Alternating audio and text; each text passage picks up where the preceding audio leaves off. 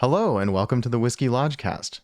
My name is DemiTastes. I'm your host, and I'm joined today by Ian, also known as Spooky Chicken, and Phill, also known as Duckphill Platypus.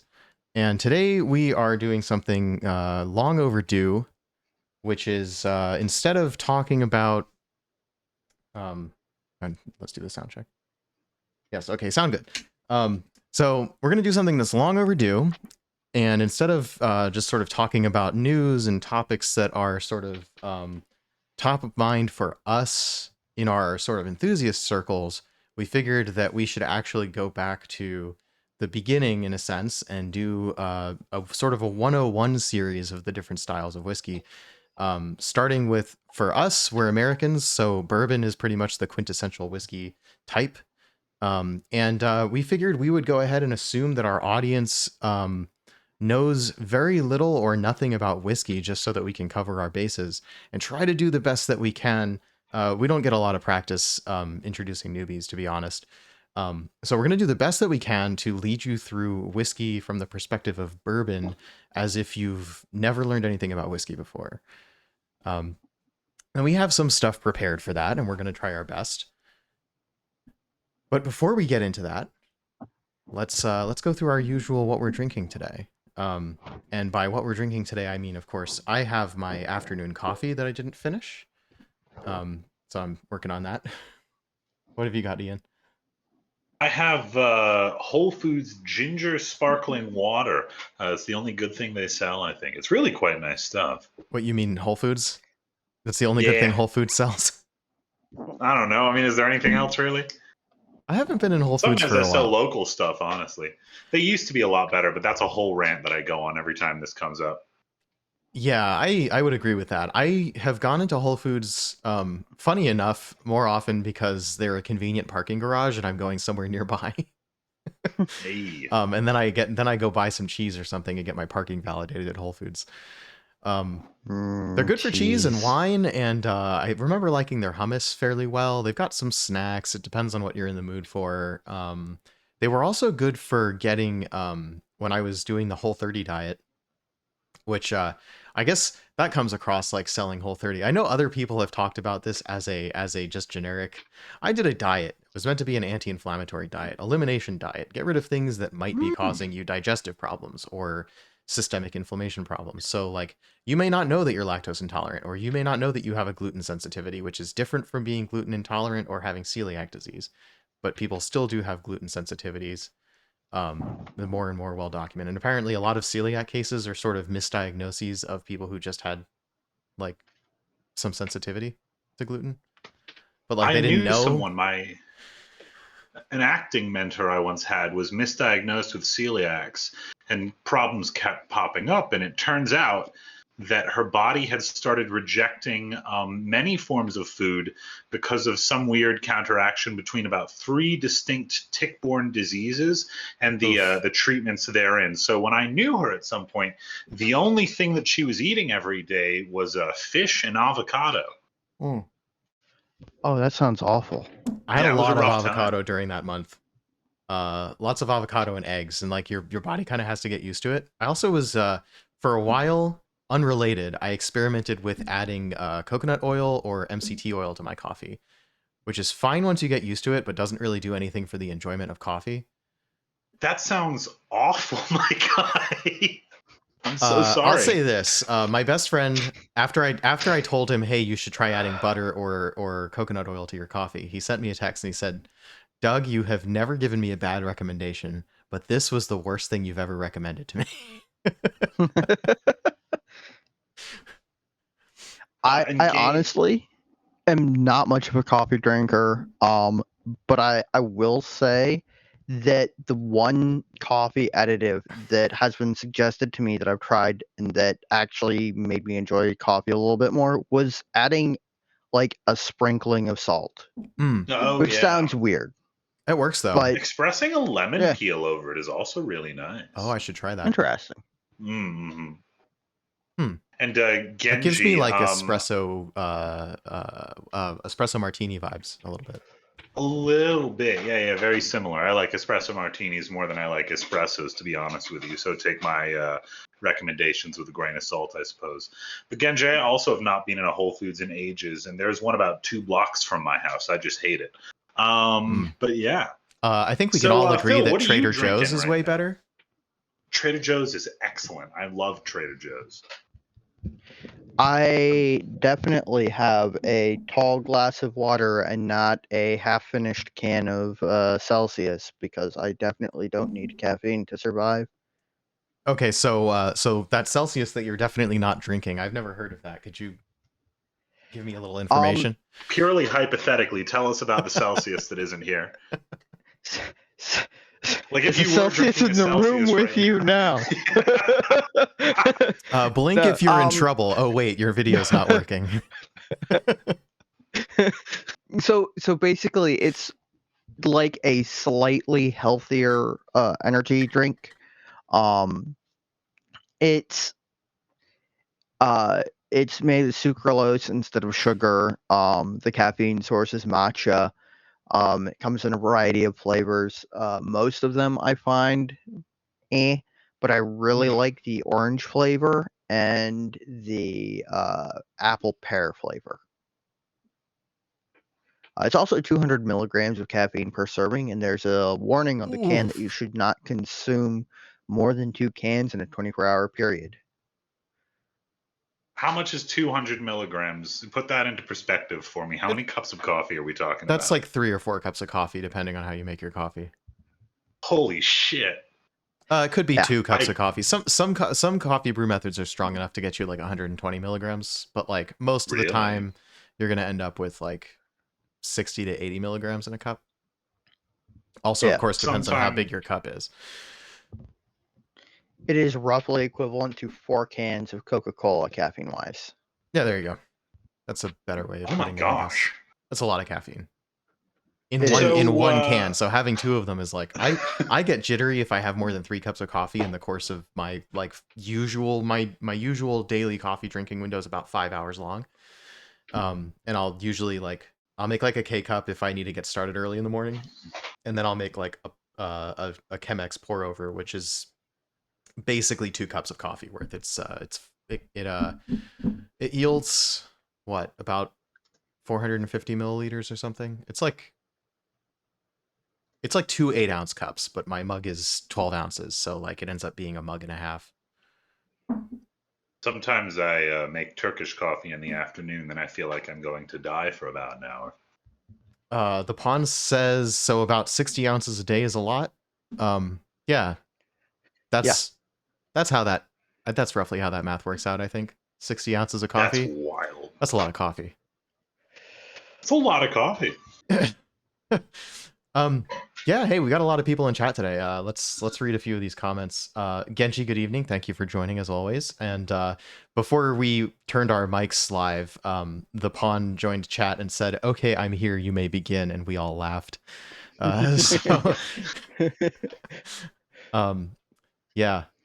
Oh, he's not sure how long he's going to be here because he's got to go to sleep. Yeah, that's totally understandable. We're going to do our usual rambling as we run out of prepared content. So I figure if you leave in around 45 minutes, you probably won't miss anything.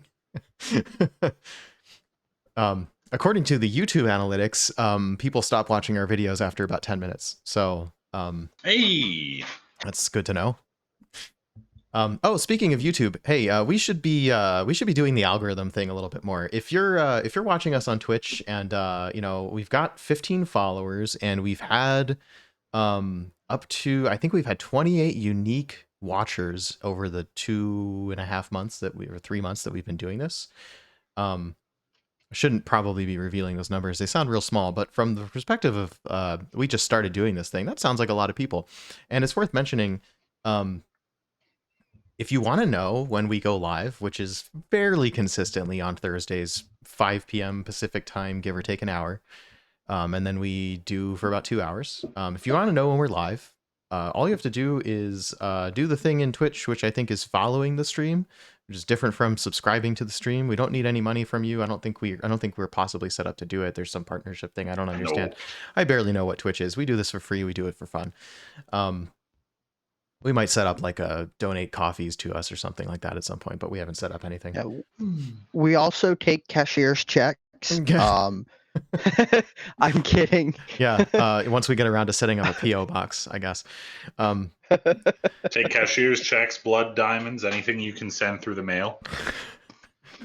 Yeah, so if you're watching us on Twitch, be sure to follow the stream. If you're watching us on YouTube, subscribe to the YouTube channel, because those things help us. That's like making the algorithm know that we exist and that people like watching us, and that helps a lot. And on YouTube, we do intend to do edited versions of this content so that it's not a 2-hour ramble, because somewhere in the middle of all this mess, we do have a point, and hopefully we can convey that in a more compact form. And we're doing all that on the same YouTube channel, so that's all fine. So yeah, that self-promotion out of the way. Oh, well, let's finish reading chat comments, and then I have a little bit more self-promotion to do. So are those? Yeah. Sorry, go ahead. I was just going to respond to the Pawn's latest comment, which is he only has coins and hard candy. My question is, are they the mysterious? Are they the mysterious strawberry hard candies that are in every grandmother's like candy dish that nobody knows where they come from? Oh, those are amazing. Because if they are, I want them. Those are amazing. I love those. There was a German restaurant I used to do that. You know how like restaurants will give you mints when you leave? There's a German restaurant my family used to go to that had those candies instead of mints. There was this great little place back in Virginia. They had these 2 little hard candies. One was blue and one was red. The blue one was licorice, and the red one was spicy cinnamon. And I loved those little things. I have a hard time with spicy cinnamon candies. Oh, I love them. Okay, so I used to make regular trips with my dad and my brother out to camp out in Page County, which is in the valley. And on the way, there's a convenience store that's one of those places, it's right on Route 11. It's got, a little bit of everything, including a whole rack of old-style hard candies in all sorts of interesting flavors like lemon, sassafras, and root beer, which were different. Yeah, Dr. Clay's. Yeah. In the old like thick paper bags. Yes. Those I love those. Their whorehound candies are awesome. I have a bag of whorehound candies that I got at there's I think there's a hardware store around the corner from where I live. I can't remember which one it is. But they at the checkout counter they sell the old style candies. So I bought lemon drops and that whorehound. Yeah. So, strangely enough, I had just a little nip of the Elijah Craig small batch and just a little bit of the barrel proof, and both of them have a note on them that makes me think of the Dr. Clay's whorehound hard candies. I don't know the brand of my hard candies. I can't remember if I've had Dr. Clay's, but that kind of rings a bell. You'd recognize the package if you saw it. Probably saw it, I think. I feel like I associate those things with like old railroad railroad museum type stuff. You know what I mean? Yeah. They would they sold a bunch of them back in the Apothecary Museum in Alexandria, Virginia. Apothecary Museum fits. Yeah. Yeah. Great little place. Very, very cool. They used to get you drunk at Apothecaries. Wildly so. I will have to see if it's still there and visit it next time I'm visiting my friends at the Alexandria branch of the company that I work for. It should still be there. It's a fascinating thing. Old Apothecary Museum right on King Street in Alexandria. I think it was back in the 50s or something like that. The apothecaries just had to sell it and up and left. And so all of the original equipment is still there. All of the original ingredients are still in the attic and all that. It's super, super cool. Huh. Sorry, I think we've gotten horribly off track. Yeah, there's lots of chat going by, which is great, but I'm also not good at keeping up with all of it. But thank you all for being so engaged, and I think we probably better get into our content, or we're gonna just go off into the weeds like we do. Yeah. So I put some stuff on slides, but I didn't really prepare words as such. Does anyone else want to drive this, or? I can talk about bourbon. Yeah, I can also talk about bourbon. Yeah. Since Skip isn't here, I guess we should bite the bullet and start with sort of.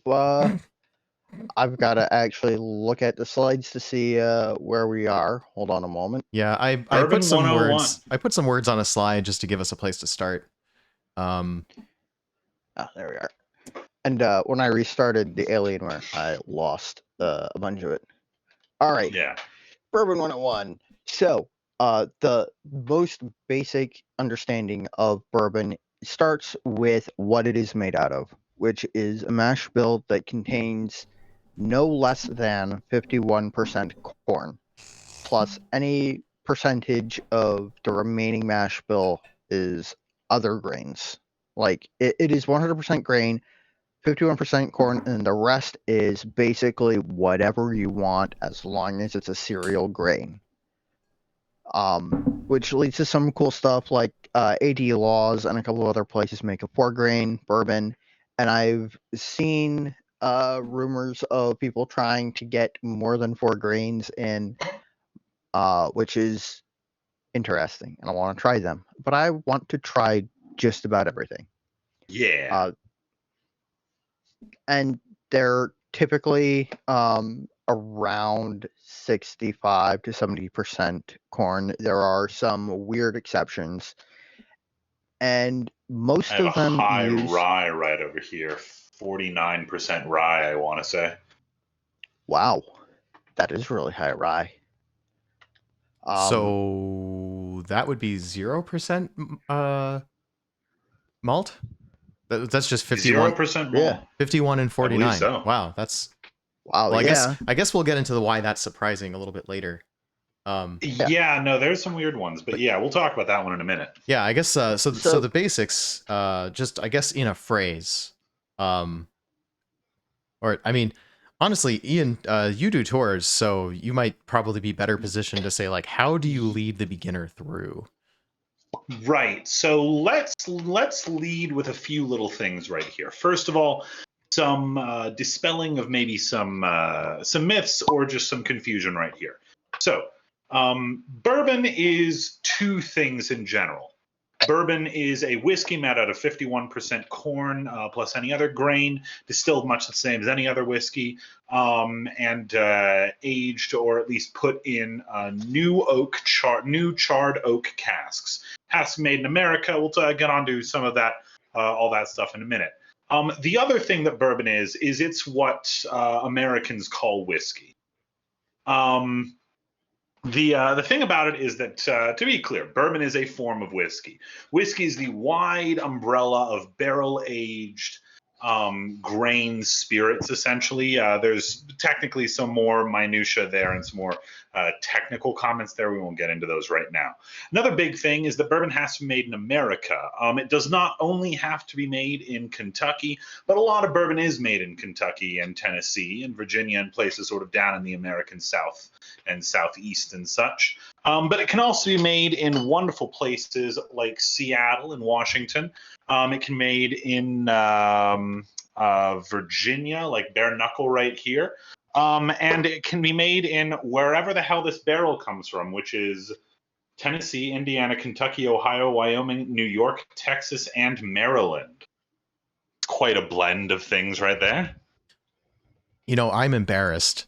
You've done a real good job of prepping the different locations because I just took a look at I pulled out way too many bourbons because I wasn't sure what I wanted to drink as we go through our prepped material today. Every single one of them is a Kentucky straight bourbon whiskey. I specifically only really have one Kentucky straight bourbon personally. I will do you one better. I have a 50-50 mix sitting in front of me of Virginia and Kentucky bourbons. Very fun.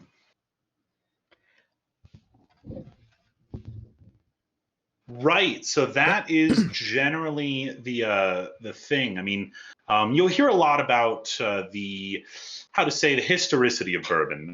The it was originally made in Kentucky and things like that. We might talk about that a little bit here and there. The actual history becomes way more confusing the more you get into it. But bourbon itself, it's going to be primarily corn whiskey. Going to be a little bit sweeter. Going to conform, or it has either conformed to American taste or it has created the American taste. Which one is somewhat unclear a little bit, honestly. And that is most of the preparation for bourbon right there. We'll get into a lot more detail about the constituent parts of that here over the course of about the next hour or so, I want to say. Yeah. So I guess this might be a good time to just sort of outline what we think of bourbon as tasting like, broadly speaking. So, in broad strokes, the primary flavor imparted into the spirit, the biggest part of what you are tasting when you're drinking bourbon, is the barrel. It is the tannins from the oak, the vanillins, and the caramelized sugars from the char, and that is really sort of what the intended goal is with the way regulations are written for making bourbon. There are some outliers to this, like finished bourbons, which we will talk about later, are meant to take on some of the flavor of what was originally in the finishing barrel, but very little of the flavor that you actually get is grain unless you're drinking something with high rye content or high wheat content, because both of those have stronger grain flavors that shine through and meet with the barrel flavors well and competitively. One of the things that I get out a lot of from bourbons and things like that, as opposed to scotches or American single malts, is there's a very distinct nuttiness to it. In addition to all of that that vanilla, this also comes from quite strongly from the barrel and the way that interacts with the particular grains. That especially comes from somewhat proof ones I've found around 40%, like this Jim Beam right here. Also, quick side tangent before we move on to the charring of the barrels. I'm going to have a hard time today because, like an idiot, I sat down at this desk and my partner has put a little like aromatherapy thing right here. And so I, being an idiot, just like rolled that on my wrist. Now my entire hands smell like eucalyptus. So this is going to be hard with bourbon. Oh no. Yeah, we have in the past talked about how we go into tasting events and so on. And so like that's a great point to just make while we're there. Yeah, we'll read that question in a second. That's a good question. While we're talking about the how to make sure that you're going to have a good tasting experience. If you're going to wear deodorant, you want it to be as neutral as possible. If you're the sort of person who needs to wear deodorant, please do when you're going into a public space. But you're going to want that to be as neutral as possible so you don't affect your own nose or the noses of the people around you. You want to avoid perfume or cologne of any kind.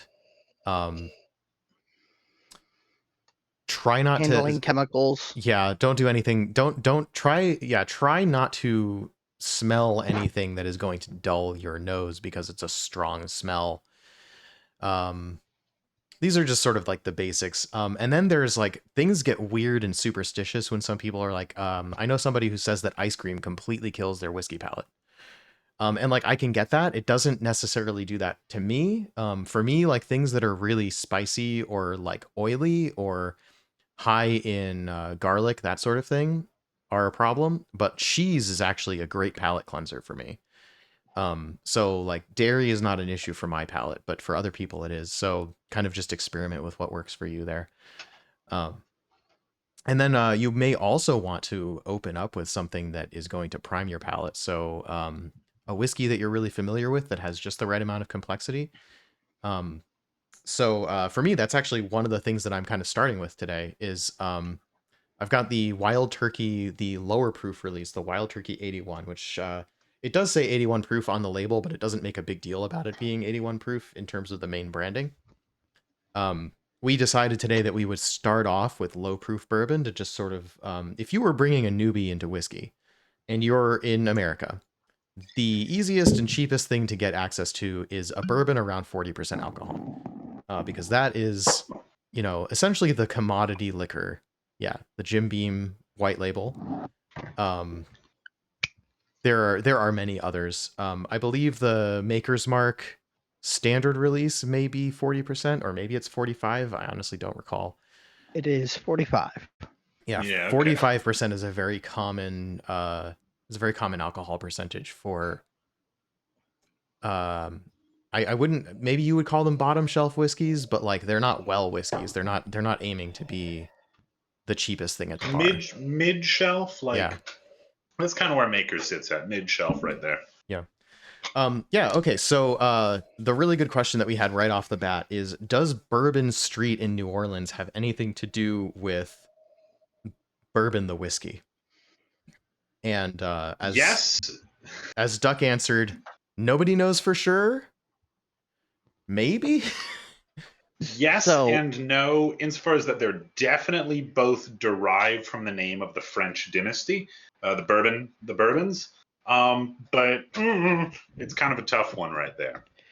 So one of my favorite theories on this is the reason why Bourbon Street is called Bourbon Street is because they floated bourbon from Bourbon County, Kentucky, down the river to New Orleans and into the bars on Bourbon Street, and that just historically isn't true.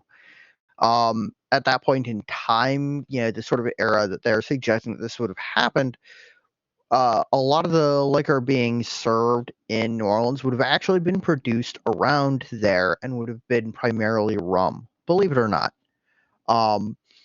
So that sort of sinks that riverboat, so to speak. The other one is that the two places are linked by, you know, being named for the French dynasty, and I think that is the most accurate, and that's probably the most connection there really is, other than the fact that there are a lot of bars on Bourbon Street. Yeah, when we talk about bourbon being America's spirit, we are definitely talking about the modern,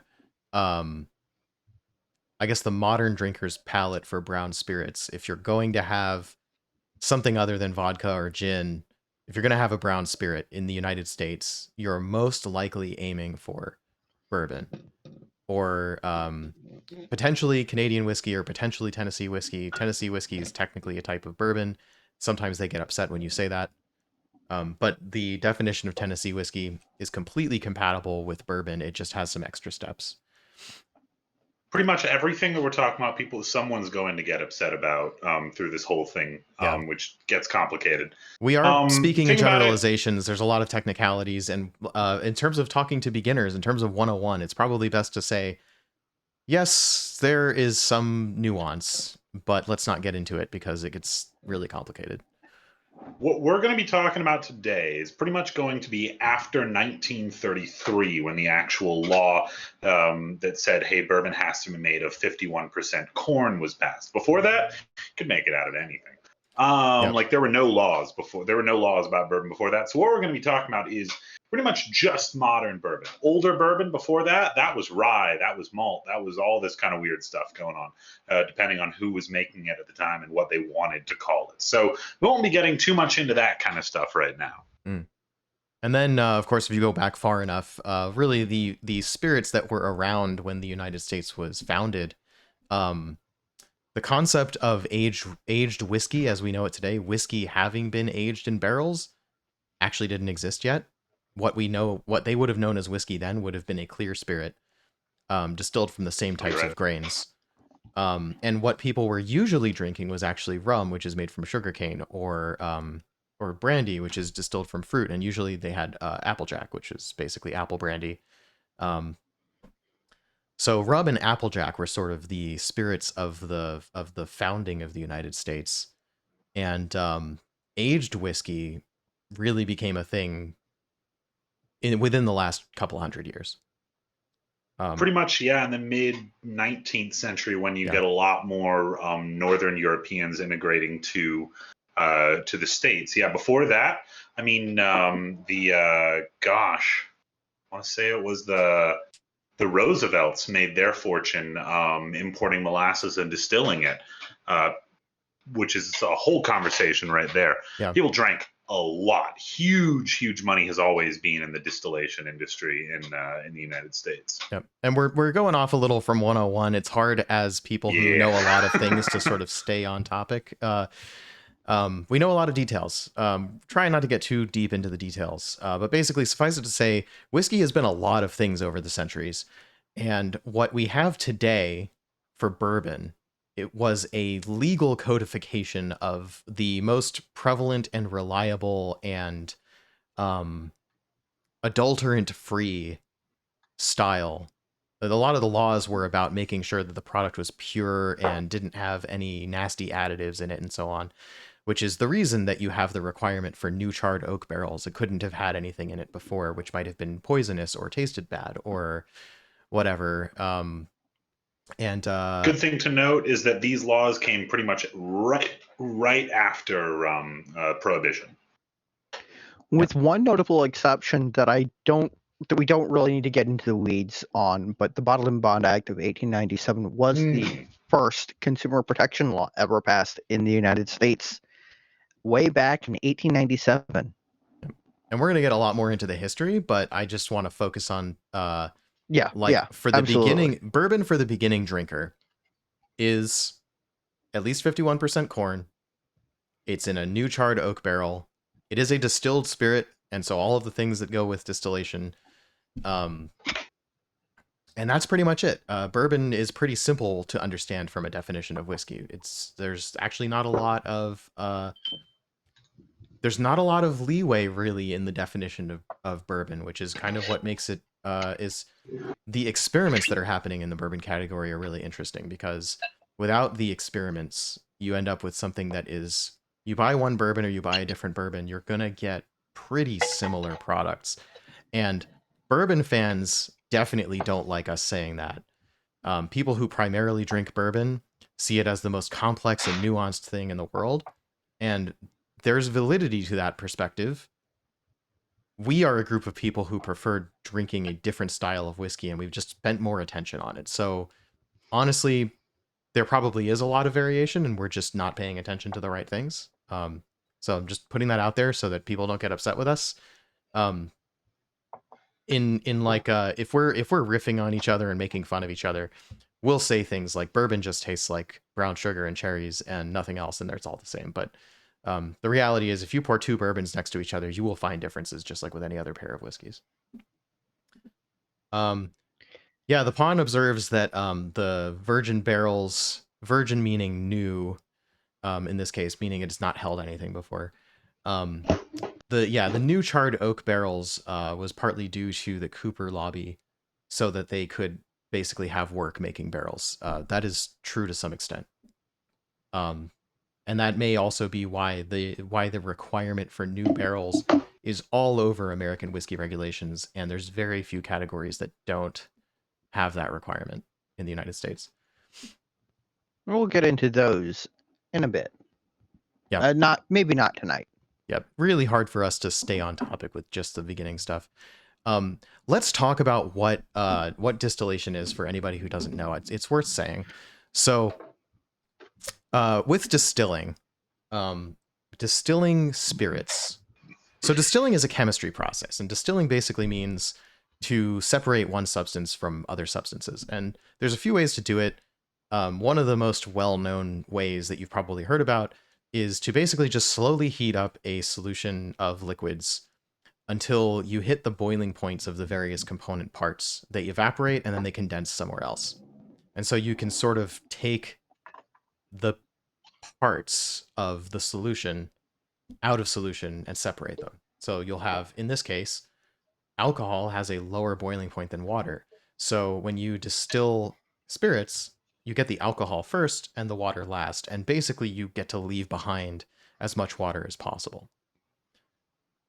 In spirits distillation, as opposed to chemistry distillation, they're not necessarily going for the most purity. So sometimes the stills are designed to bring some of, like, just because there's, the boiling and like whatever happens, it's not perfect. So alcohol is going to come first, but some water and some other flavors are going to come along with that alcohol.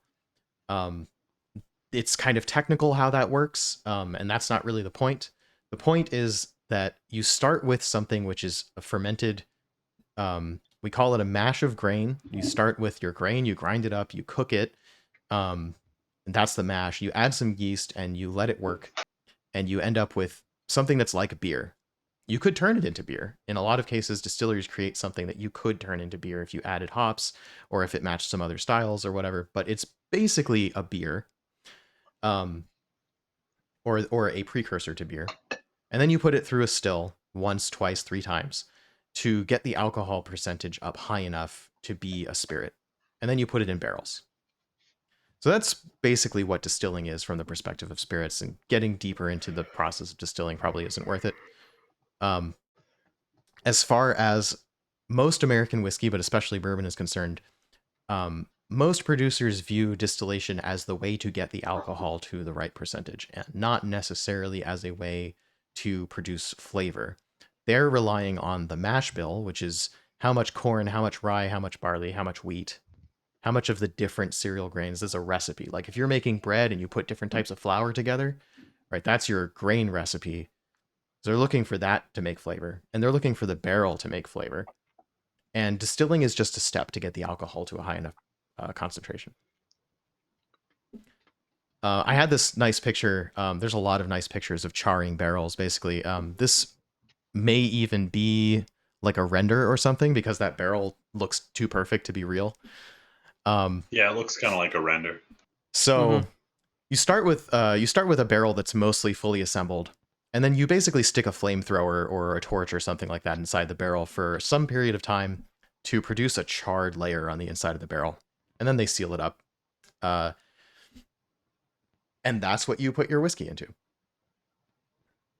So there's a lot of fun pictures like this with fire coming out of barrels, but this lasts for a few seconds, basically.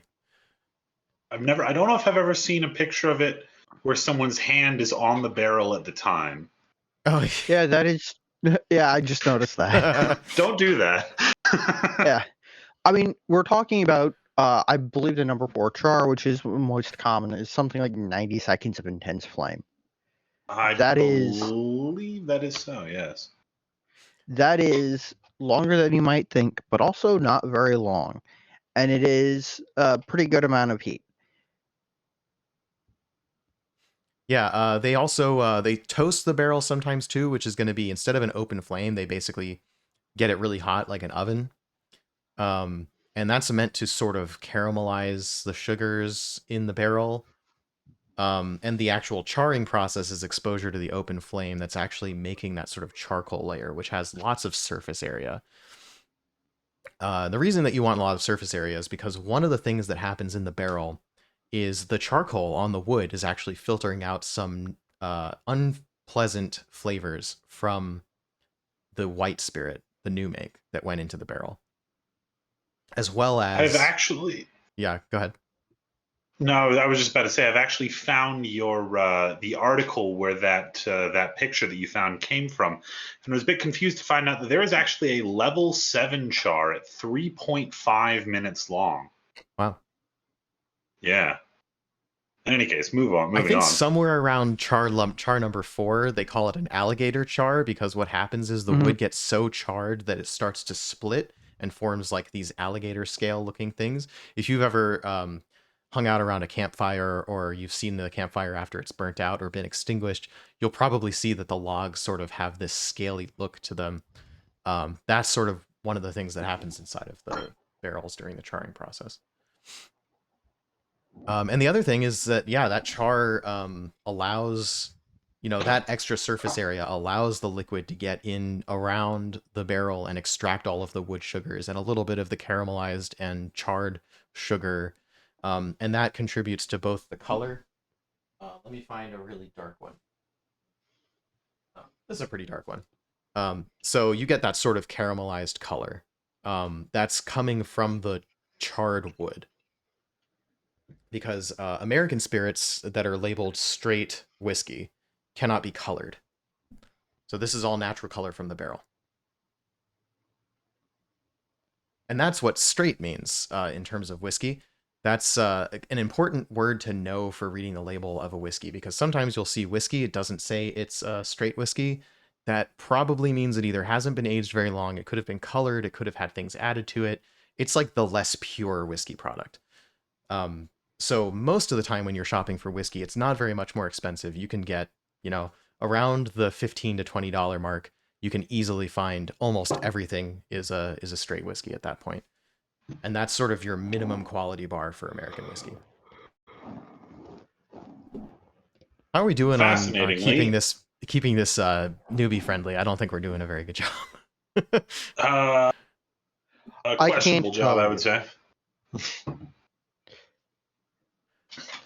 Interestingly enough, all of my bourbons that I have right here are straight bourbons, except for the barrel bourbon, which is quite interesting, which is definitely the most expensive out of them all. Interesting. They do they've got the blended thing going too, because they have whiskeys from different states, and that makes it complicated because blended whiskey is a whole interesting, is a very loose category as it turns out in American whiskey, and it unfortunately can mean a lot of things ranging from low quality to just what you'd expect, just like two different distilleries mixing their whiskey together for a product. So yeah, the main variation that you'll find on the market is basically whether your bourbon was I guess the second grain in the mash bill. So I put up on this slide over here. You've got the corn rye malt is most bourbon is at least 51% corn, and the second grain, the second most prominent grain is rye, and then malted barley is used for the enzymes. So rye is the flavoring grain in those bourbons, but the other type of bourbon is usually called wheated bourbon, where wheat is the second most prominent grain. That produces kind of a different flavor profile. Instead of being spicy, you end up with something that's a little bit more round and sweet, maybe. So we've got up on this slide a couple of examples of well-known and relatively easy to get wheated bourbon. So wheat has the interesting characteristics of providing a very deep, rich flavor that is often likened to a real dark coffee or real dark cocoa. And it is really interesting, relatively soft. It creates what some people consider to be a much more approachable, softer, more drinkable bourbon. And it's worth observing for newbies wouldn't necessarily know yet, but a lot of the bourbon that is highly sought after and hyped up and hard to get tends to be wheated bourbon. And that's not necessarily because wheated bourbon is better. It's more that there's not that many producers who are making wheated bourbon, and there's one producer who makes extremely good wheated bourbon. And that's pretty much the entire market. So people who've decided that they liked wheated bourbon end up heading towards that producer. And that's Heaven Hill, right? Yeah, absolutely. Larceny's from Heaven Hill, right? Yep. I believe so, yes. Yeah, so that was a little bit of a joke because the producer that is most well known for the wheated bourbon is actually Buffalo Trace, and the stuff that's in the Buffalo Trace bottle is actually not a wheated bourbon. This is sort of their baseline. Do I have that wrong? Yep. No, you do not. Yeah, this is their rye bourbon their recipe. mash bill. Yeah. Yep. Yeah, so Buffalo Trace has 3, I think, main recipes. They have two bourbons that are rye as the flavoring grain. They have a high rye and a low rye. And then they have the wheated bourbon. And most of the famous bottlings like Weller and let's see, Van Winkle. Yeah, the Van Winkles and the Pappies, those are all the weeded bourbon. And then you have wow, I'm blanking on what's the round bottle? Blanton's. The round Willet? Oh, Blanton's. Yeah. So you've Yes, got Blanton's weeded. and Eagle Rare are the unwheated mash bills from them. So yeah, if you're looking for Buffalo Trace products, they are usually very hard to find. If they're on sale in a store, they're usually really marked up to the point that nobody wants to buy them. Or you're finding them illegally, and we absolutely do not recommend. There's so many reasons it's a bad idea to buy or sell whiskey illegally. Don't do it. Setting aside the illegal bit, we just don't think it's morally. We find it to be somewhat bad for the actual business and for the people who might want to have some of these whiskeys and things like that. For And a variety of reasons. There's a lot of counterfeits too, and also you're buying a controlled substance from a stranger. Just think about that for a second. So I don't think that there's any wheat in my Van Winkle. Yeah, you have the Van Winkle rye, right? Yes, I do. That's a whole different thing. So like Buffalo Trace makes a lot of different products. Most of them are hard to find because everybody's snapping them up. And the reason they're doing that is because they're hard to find. It's kind of a self-fulfilling thing. It's not necessarily that they're the best products on the market. That's my public service announcement here. There's a lot of whiskey to explore. It's really not worth chasing things that are hard to find. If you see something in the store that you're interested in trying, that you've heard about, buy it at the store. Don't go out of your way to buy just about anything, because once you've gone out of your way, it's costing you more time and money than it's worth almost always. Things are usually worth what they're priced. So if you're paying extra, probably not worth it. And that's the soapbox there. And unfortunately, it has almost become a necessity to talk about this problem when you talk about bourbon for beginners, because bourbon for beginners, somebody who's tried a bourbon like oh, by the way, I've just poured myself Maker's Mark 46, which Beautiful. is a slightly upmarket version of Maker's Mark. Usually comes in around $40, but I got a really good deal on these from Costco for $25. So I got 2 bottles because it is Maker's Mark is one of my favorite bourbons. That's the other thing. Don't tell anyone. Certainly not live on stream. Maker's Mark is an incredible value in weeded bourbon, and it's very easy to find. I would say the same for larceny. I've had a hard time finding larceny personally, so I have a really hard time finding it here and there, but I need to actually try some someday because I've never actually had larceny. Maker's Mark 46, however, for all the any bourbon newbies or anything like that, put your bourbon in cocktails. If you want to have a really, really wonderful time, wait for right around Christmas time and pour some Maker's Mark 46 in your hot chocolate. It's amazing. So another thing to note here is that when you're starting out, it is a good idea to buy things that you can find in small bottles, like little 50 milliliter or 250s or 375s, small format bottles, so that you can try more things. And also it gives you the opportunity to say, buy a little 50 milliliter bottle of larceny and a little 50 milliliter bottle of Maker's Mark, or perhaps something entirely different, and put them side by side and see which you prefer. What differences can you find in them? And that's a good way to sort of develop your palate and figure out where you taste things and what you taste where. And you can find some great, great stuff in little tiny bottles as well. They're also incredibly cute. Oh, yeah. Like Ragged Branch Signature Bourbon comes in a convenient little 50 milliliter bottle, as well as the 375s and 750s. I think that the Willet pot stills, the one that are the giant, like crazy bottles like that, come in little tiny miniature versions, which are excellent. Because then you don't need to have the big version of the bottle sitting on your shelf. That is also true. Yep, I made what some people might think is like a questionable choice, considering how many bottles of whiskey I have. I still didn't want to buy just a regular Maker's Mark anymore because it's just it's another thing that I would basically never touch. I'd use it in cocktails. Yeah. Doesn't seem worth it. So what I did was and it costs $20 or something like that. So like owning a whole bottle of it would only put me out $20. and buying a 50 ml size of it cost me $6. And yet I did that because I just wanted to have enough to review after having Maker's Mark was one of my go-to whiskeys for years. So I've had a lot of it. I don't need to have another whole bottle of it. I basically just decided it was worth paying more per milliliter just so that I didn't have to have so much, because I have a storage space problem. I think normally when you've got a whiskey that like it comes in sample sizes, but it's so cheap and you're pretty likely that you're going to use it, there comes a point where it might actually be worth buying the bottle. But also, you could just wait until you find something that you really like and just try the samples. It's the same argument as going to try whiskey at a bar. Because at a bar, a pour of Maker's Mark is going to cost me $7 too, right? It's hard to review things in a bar. I'd rather have it at home.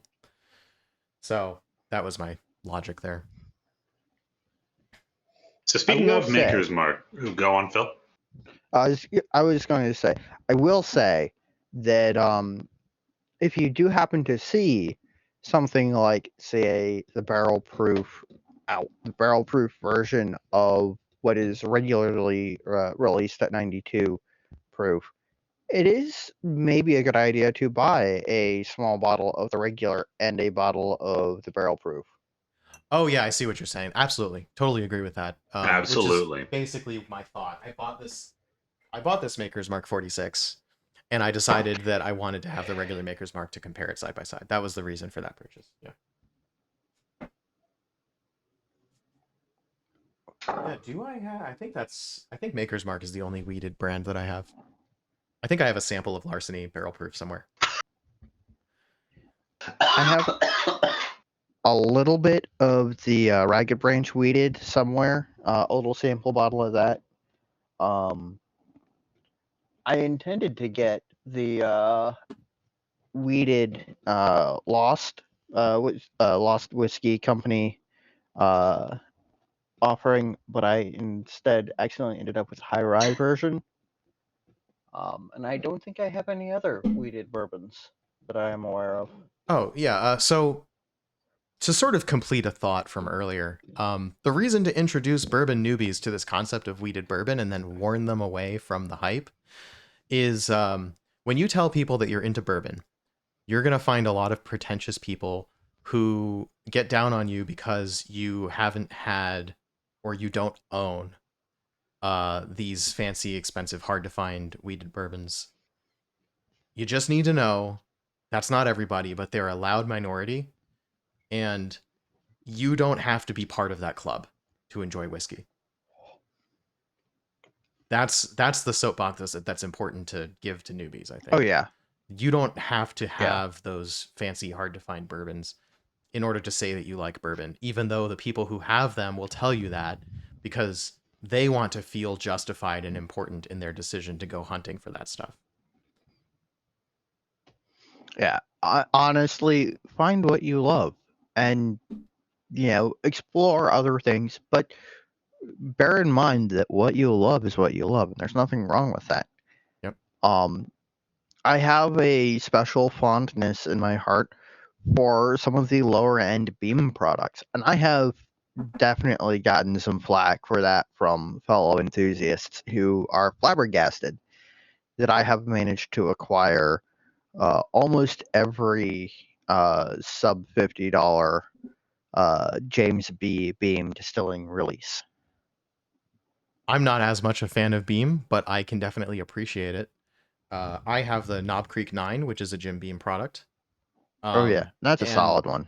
It's Beam products are great because they are more different in profile than most bourbons sort of conglomerate around sort of a single profile, and the Beam products tend to be more nutty, and some people say they have a peanut note, the Beam peanut note. All right, I'm gonna actually talk about that for a second. I'm gonna hijack this because I did not know this about you, Phill. I'm gonna hijack this for a second. How did you feel about Jim Beam Devil's Cut? Ooh, okay. So I have a whole bottle of it. Okay. I have had a sample from it. And that is the extent of what is missing from that bottle. And I have had it for several months now. I bought a little sample bottle of the Devil's Cut just because I wanted to try it, and I had a feeling I wouldn't like it very much based on my whiskey preferences. Sure. So for the newbies, let's explain. So there was... Can I explain it? Oh, yeah, please do. Yeah, absolutely. Go for it. Jim Beam Devil's Cut is one of the wildest fucking things. Okay. So in whiskey making, there are, three main, once it's in the barrel, there are three main components. Or not components, but so there's the angel's share, which is what evaporates into the atmosphere, and it's called the angel's share because, it's jokingly, that's, what goes into the air. It's what keeps the angels flying, et cetera, and so forth. The angels are just coming down your barrel and going like... Yep. And then you've got the liquid that you pull from the barrel that you just upended over what is essentially a trough with a filter on it, and a funnel down into a holding tank, which you then use to proof it and bottle it and so on and so forth. And then Jim Beam figured out a way to extract that which was left absorbed into the barrel staves and bottle it. And it is the cruelest trick that anyone has ever played on a whiskey drinking individual. It is all of the tannins and spikiness and roughness that the barrel holds away so that the spirit that comes out when you dump it is good and pure. And they've pulled it all out of the barrel staves and squeezed it into a bottle and sold it to you with a smile. It is hard to drink. As someone who loves spicy ryes and challenging Isla single malts, I actively dislike Jim Beam Devil's Cut because it is so rough and abrasive and hard to get down. I feel a very, very similar way. I'm gonna say something, and it's gonna sound very very melodramatic. I think Jim Beam Devil's Cut tastes like death. I'm quite allergic to peanuts. I've tried Jim Beam Devil's Cut all of one time. I think that Jim Beam Devil's Cut, I remember one time when I was a little kid, Virginia, very famous for its boiled peanuts. Couldn't tell you why. But one time I had some Virginia boiled peanuts, and they almost killed me. My experience with Jim Beam Devil's Cut was so incredibly similar as to what Demimalt was saying earlier. Yeah, it has this very, very nutty quality, especially of peanuts, and especially of that kind of roughness that you get once your throat starts closing up. When the Jim Beam Devil's Cut specifically, other Jim Beams I actually find are perfectly fine. But Jim Beam Devil's Cut specifically has just this very, very rough, nutty quality that reminded me so much of just eating something I should not be eating, which is always a very fun time. Long, weird side tangent there about Jim Beam Devil's Cut. I'm sorry. It's like a $20 bottle of whiskey. Turned out not. I had my microphone muted. Whoops. Oh, okay. Sorry. Yeah, so there's no actual peanuts in it, even though it does have an uncanny kind of peanut flavor to it. For maybe because I've had this bottle open for so long, it seems to have less of it. But I remember really getting a strong peanut note when I first opened it. Yeah. And by the way, as long as we're getting into the fun variants and so on, what makes the bourbon category fun these days without breaking the bank and chasing hard to find things? Here, let me make that bigger. We have the category of finished bourbon. Yeah. Well, it's already 7 o'clock. We've been on for an hour, and we've sort of talked about the basics, and yeah, I think it's probably time. Well, okay, let's take a real quick break and read some comments because I saw some things go by. There were some good comments actually. Hey, let's do that. Genji, you should make that chocolate sauce. I really want to know about that chocolate sauce. Yeah. And I would love to see that recipe if you have nailed that down. And also Genji got some of the Beam apple bourbon for a recipe. Y'all see that 30-year-old Beam apple that wait, no, it was Crown Royal, wasn't it? My bad. It's Crown Royal 23-year-old golden apple. Yeah. Right, that was the one. Makes me wonder what was wrong with that 23-year-old Crown Royal. Yeah, that's actually a great segue into the finished bourbon area, because there are, let's say that finished bourbon is a way of flavoring a bourbon product that makes it still bourbon. That's a good cork pop. That was a great cork pop. There are bourbon products, usually on the cheaper end, they'll take bourbon and they'll add some kind of flavoring to it, like honey or apple or cinnamon or what have you. And then they'll usually label it as a flavored bourbon product or something like that. The labeling language can get a little bit confusing. We did a whole thing on labels as our first 2 podcast episode, or first 2 streams that we did. So you write down that we should do a flavored whiskey podcast tasting thing. Oh no! You're signing us up for an evening of pain. Well, I guess that's good content. Oh, it's very good content. So yeah, usually you'll see on the cheaper end of whiskey the flavored whiskey products, the flavored whiskey derived products, which there's nothing wrong with those, other than understanding that that's a particular product with a particular price point. Usually for a particular purpose, for cocktails or shots or recipes, not usually designed to be aged a long time or necessarily served neat or what have you. And that Crown Royal apple product that was aged for 23 years is bizarre because it was not put into a finishing barrel with apple. It was flavored the same way Crown Royal apple was. Making it a 35% whiskey derived product. And that comment about what was wrong with the 23-year-old Crown whiskey that they felt they needed to flavor it, that very well may not be the reason that they did that. Like, let's just be honest. Yeah, they might have just done that to be able to sell more of the 23-year-old whiskey, because I mean, watering that stuff down to 35%, that is exponentially more whiskey than, and they sold that for, what was that, $300 a bottle or something like that? About $300 it depends on where you are looking at. I don't believe it ever made it to the Commonwealth of Virginia, and I don't believe it is currently available from Crown Royal. I think that they had a relatively small batch of it. 255 that's Alberta, right? No, the pond is in the upper Midwest, I believe, or maybe farther west, Montana, maybe. It got into the States. I didn't even know that it got into the States. Yeah, it got into the States. I don't think it made it as far as North Dakota. Okay. So it's not south exactly to Canada. The States. That's more of Canada. South to Canada. No passport required. It never made it to Virginia, as far as I know. But I also am not sure exactly how much of it there was. And I don't know if that's something that they're going to continue to produce. But it is extremely expensive.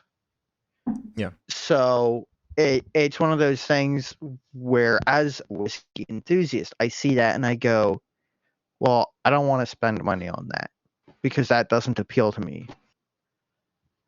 But also, the people who typically sort of chase those really high age statements also typically don't, have much interest in flavored whiskey. So I'm really sort of baffled by the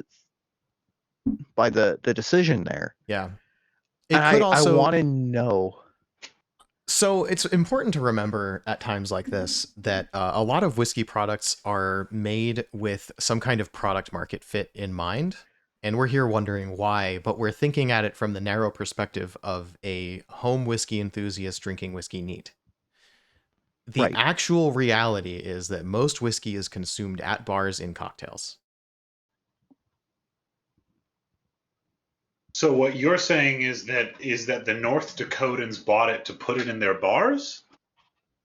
No, I'm not saying not specifically North Dakota, but sure, maybe.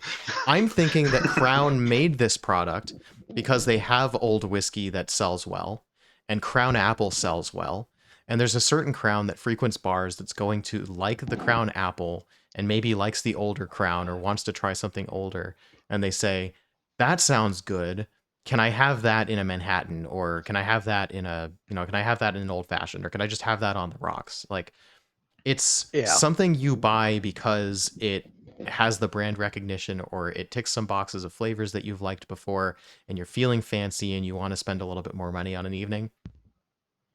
That's the kind of thing. There are products like that. There's expensive products like that that are made to fill the top shelf of bars. Yeah. There's nothing I would necessarily say wrong that- with that, although we would probably make the argument that's not going to be worth your money.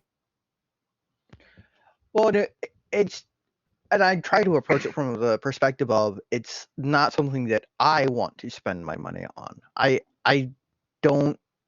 It's one of those things where my knee-jerk reaction is I want to know who buys that. I want to know what their thought process is because I I'm want to gonna be really understand honest. that. I'm going to be really honest with you. To dissent from both of my co-hosts right here, I really want to try the Crown Royal Apple 23. I'm not saying I like, I don't. really want to try Yeah. that. No. So to be also perfectly not saying clear, that I don't. I said it's probably not worth your money. I didn't say I don't want to try it. Yeah. Okay. Oh, there are a lot of things that I really want to try, but I look at the price tagging out. Yeah, but not at that price. Yeah, exactly. And then exactly. there are There's some very things. few whiskeys I would buy at $300 in the first place, to be quite honest with you. I have bought one bottle of whiskey for just shy of $300. So I actually, I'm gonna be honest with you. I really want to continue talking about this topic, but we should probably get back to Right. to our finished Yes. bourbons right over here. I was kind of Fascinating thinking the topic, same maybe thing. for another time right here. Yeah. Yeah. So finished yeah. bourbons. There There we are go. two primary types we've got up here on the thing right here. There's going to be things like that Isaac Bowman, the port barrel finish from Virginia. Quick side tangent. Great bang for your buck, quite honestly. I remember Yes. last I saw that it was probably around $45. Excellent whiskey, love it. Trails End, I $39.99 believe. in the Commonwealth of Virginia. $39.99 in the Commonwealth of Virginia. Beautiful. Trails End, I believe, is much more up your alley, Doug. Yeah, in fact, I have behind me that I didn't pull it down because I've had a lot of it lately. But yeah, Trails End 10. Trails End is a fun one because, well, maybe before we get into, so here's the Trails End 10, which you see on the right side of the slide. There, I've got a bottle. But before we get into what makes this Gorgeous interesting, looking I bottle. think we should start with what basically is the more typical finished bourbon. So I have with me, this was one of the first bourbons I bought actually, and one of the first finished whiskeys I've had. The Angel's Envy Kentucky Straight Bourbon Whiskey finished in port wine barrels. And the reason I looked at the barrel, the reason I looked at the bottle to read that out is because as an interesting quirk of the laws in the United States about bourbon, in order to make a finished bourbon, you have to apply for a specific specialty product name from the Tax and Trade Bureau, TTB. So Angel's Envy is not Kentucky Straight Bourbon Whiskey, although it started as Kentucky Straight Bourbon Whiskey. Angel's Envy is, I realize that I have my video small, so you're probably not seeing the detail on the bottle here. So there it says Kentucky Straight Bourbon Whiskey finished in port wine barrels. You can see it nice and clear on the label. 43.5? 43.3%. Yeah. Ooh, which is specific. Probably just how it ended up, more than a specific choice, I would imagine. Yeah. Or who knows. And they may do different levels for different batches or something like that. But so this started as Kentucky Straight Bourbon Whiskey, and then they moved that Kentucky Straight Bourbon Whiskey, which was at that point a product that they could have bottled and called Kentucky Straight Bourbon Whiskey. And they moved that product into barrels that previously held port wine. And if you don't know, port wine is a wine from Portugal that is fortified, which means that it's not just wine; it's wine mixed with brandy, and usually the most common type of port is then aged, and they call it tawny port when you get to 10 years, I think, is the minimum. I believe it. No, it's definitely less than 10 years is the minimum for tawny, okay. but that's a whole conversation right there. Yeah, so usually they'll put this wine plus brandy into barrels and age it for some amount of time, and then that's a product called port wine. And then once those barrels have been emptied, they might sell them on to the whiskey industry. So in that case, you have this Kentucky Straight Bourbon whiskey was then aged in barrels that previously held port wine. So you'll see other fun labels like the Maker's Mark 46 says Kentucky Straight Bourbon whiskey barrel finished with 10 virgin French oak staves, which is very specific, and the TTB will insist on that. They can't change the wording on the label without approval. So that's a different type of finishing where it wasn't a barrel that held a different type of product. It's actually just different wood than the original aging of this whiskey. So they used French oak staves, which are the parts of the barrel that they're shaped like a bow. So actually that picture with the fire, the barrel on fire, sort of has, you can see at the bottom, here, let me make that bigger. You can see next to the cup that they're blasting fire into the barrel from there, those sort of lines, right? There's these wood planks, but they're curved. So those are called staves. Those are barrel staves. So I think what Maker's Mark did was they took, they like partially disassembled a barrel and then put in French oak staves and then put whiskey in it or something to that effect. Or maybe they actually just put the staves directly into the barrel or something like that. Not sure. I should probably go learn what that's all about. But the Maker's Mark 46 is, instead of being a wine finish, it's a wood finish. If that makes sense. I believe that Maker's Mark puts the staves directly into the barrel, in a similar style to a lot of wine production over in California and such. Have you ever had a Chardonnay and you thought, wow, that tastes like cream or butter or something like that? Yeah. They're usually taking extra wood and putting it inside of those barrels with these big wooden balls that they'll just pop inside the barrels for a much, much higher extraction.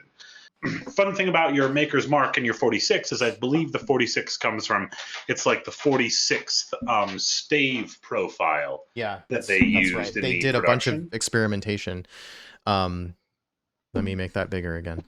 So you can see on the right, it says Bill's recipe number 46. It's not a reference to the alcohol percentage of the whiskey, which if I'll zoom in again, which you can see is actually 47% alcohol actually, and that's, oh really? The that's very not focusing on that. Yeah, it's 47% alcohol. So the 46 is a little bit misleading because normally when you see a number around that, it actually is a reference to the alcohol percentage. In this case, it is not. The other thing about it is that if you are a new person into bourbon and you're looking for some fun, interesting things, sometimes your local Total Wine or your state store, interestingly enough, might actually order specific stave profiles from Maker's Mark. I remember when I was in Idaho, the Idaho ABC stores ordered a specific Idaho stave profile that they would sell in the stores around there. Yeah, it's a little bit higher in price there. I think that was hanging right around $80 or so. So take that all as you will right there. But it's a fun thing to sort of be able to try different profiles and different flavors, especially from the really, really cool woods that they can put inside there, which you get into some much, much different territory than you do for a lot of other finishing and whiskeys.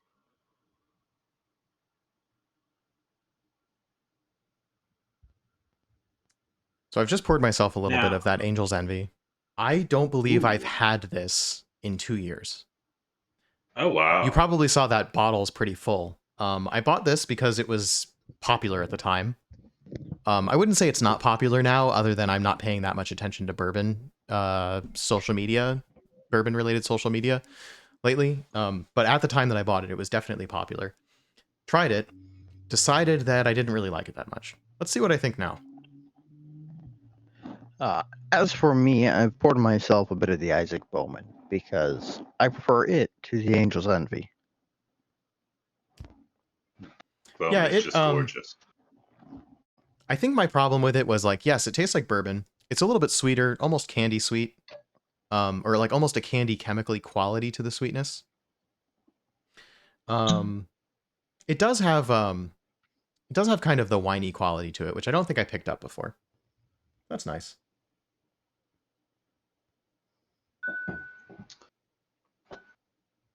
Now, while we're doing this, Pawn, I don't think I'm familiar with Oak and Eden, actually. Are either of you two familiar with that? No, I'm not. I am not.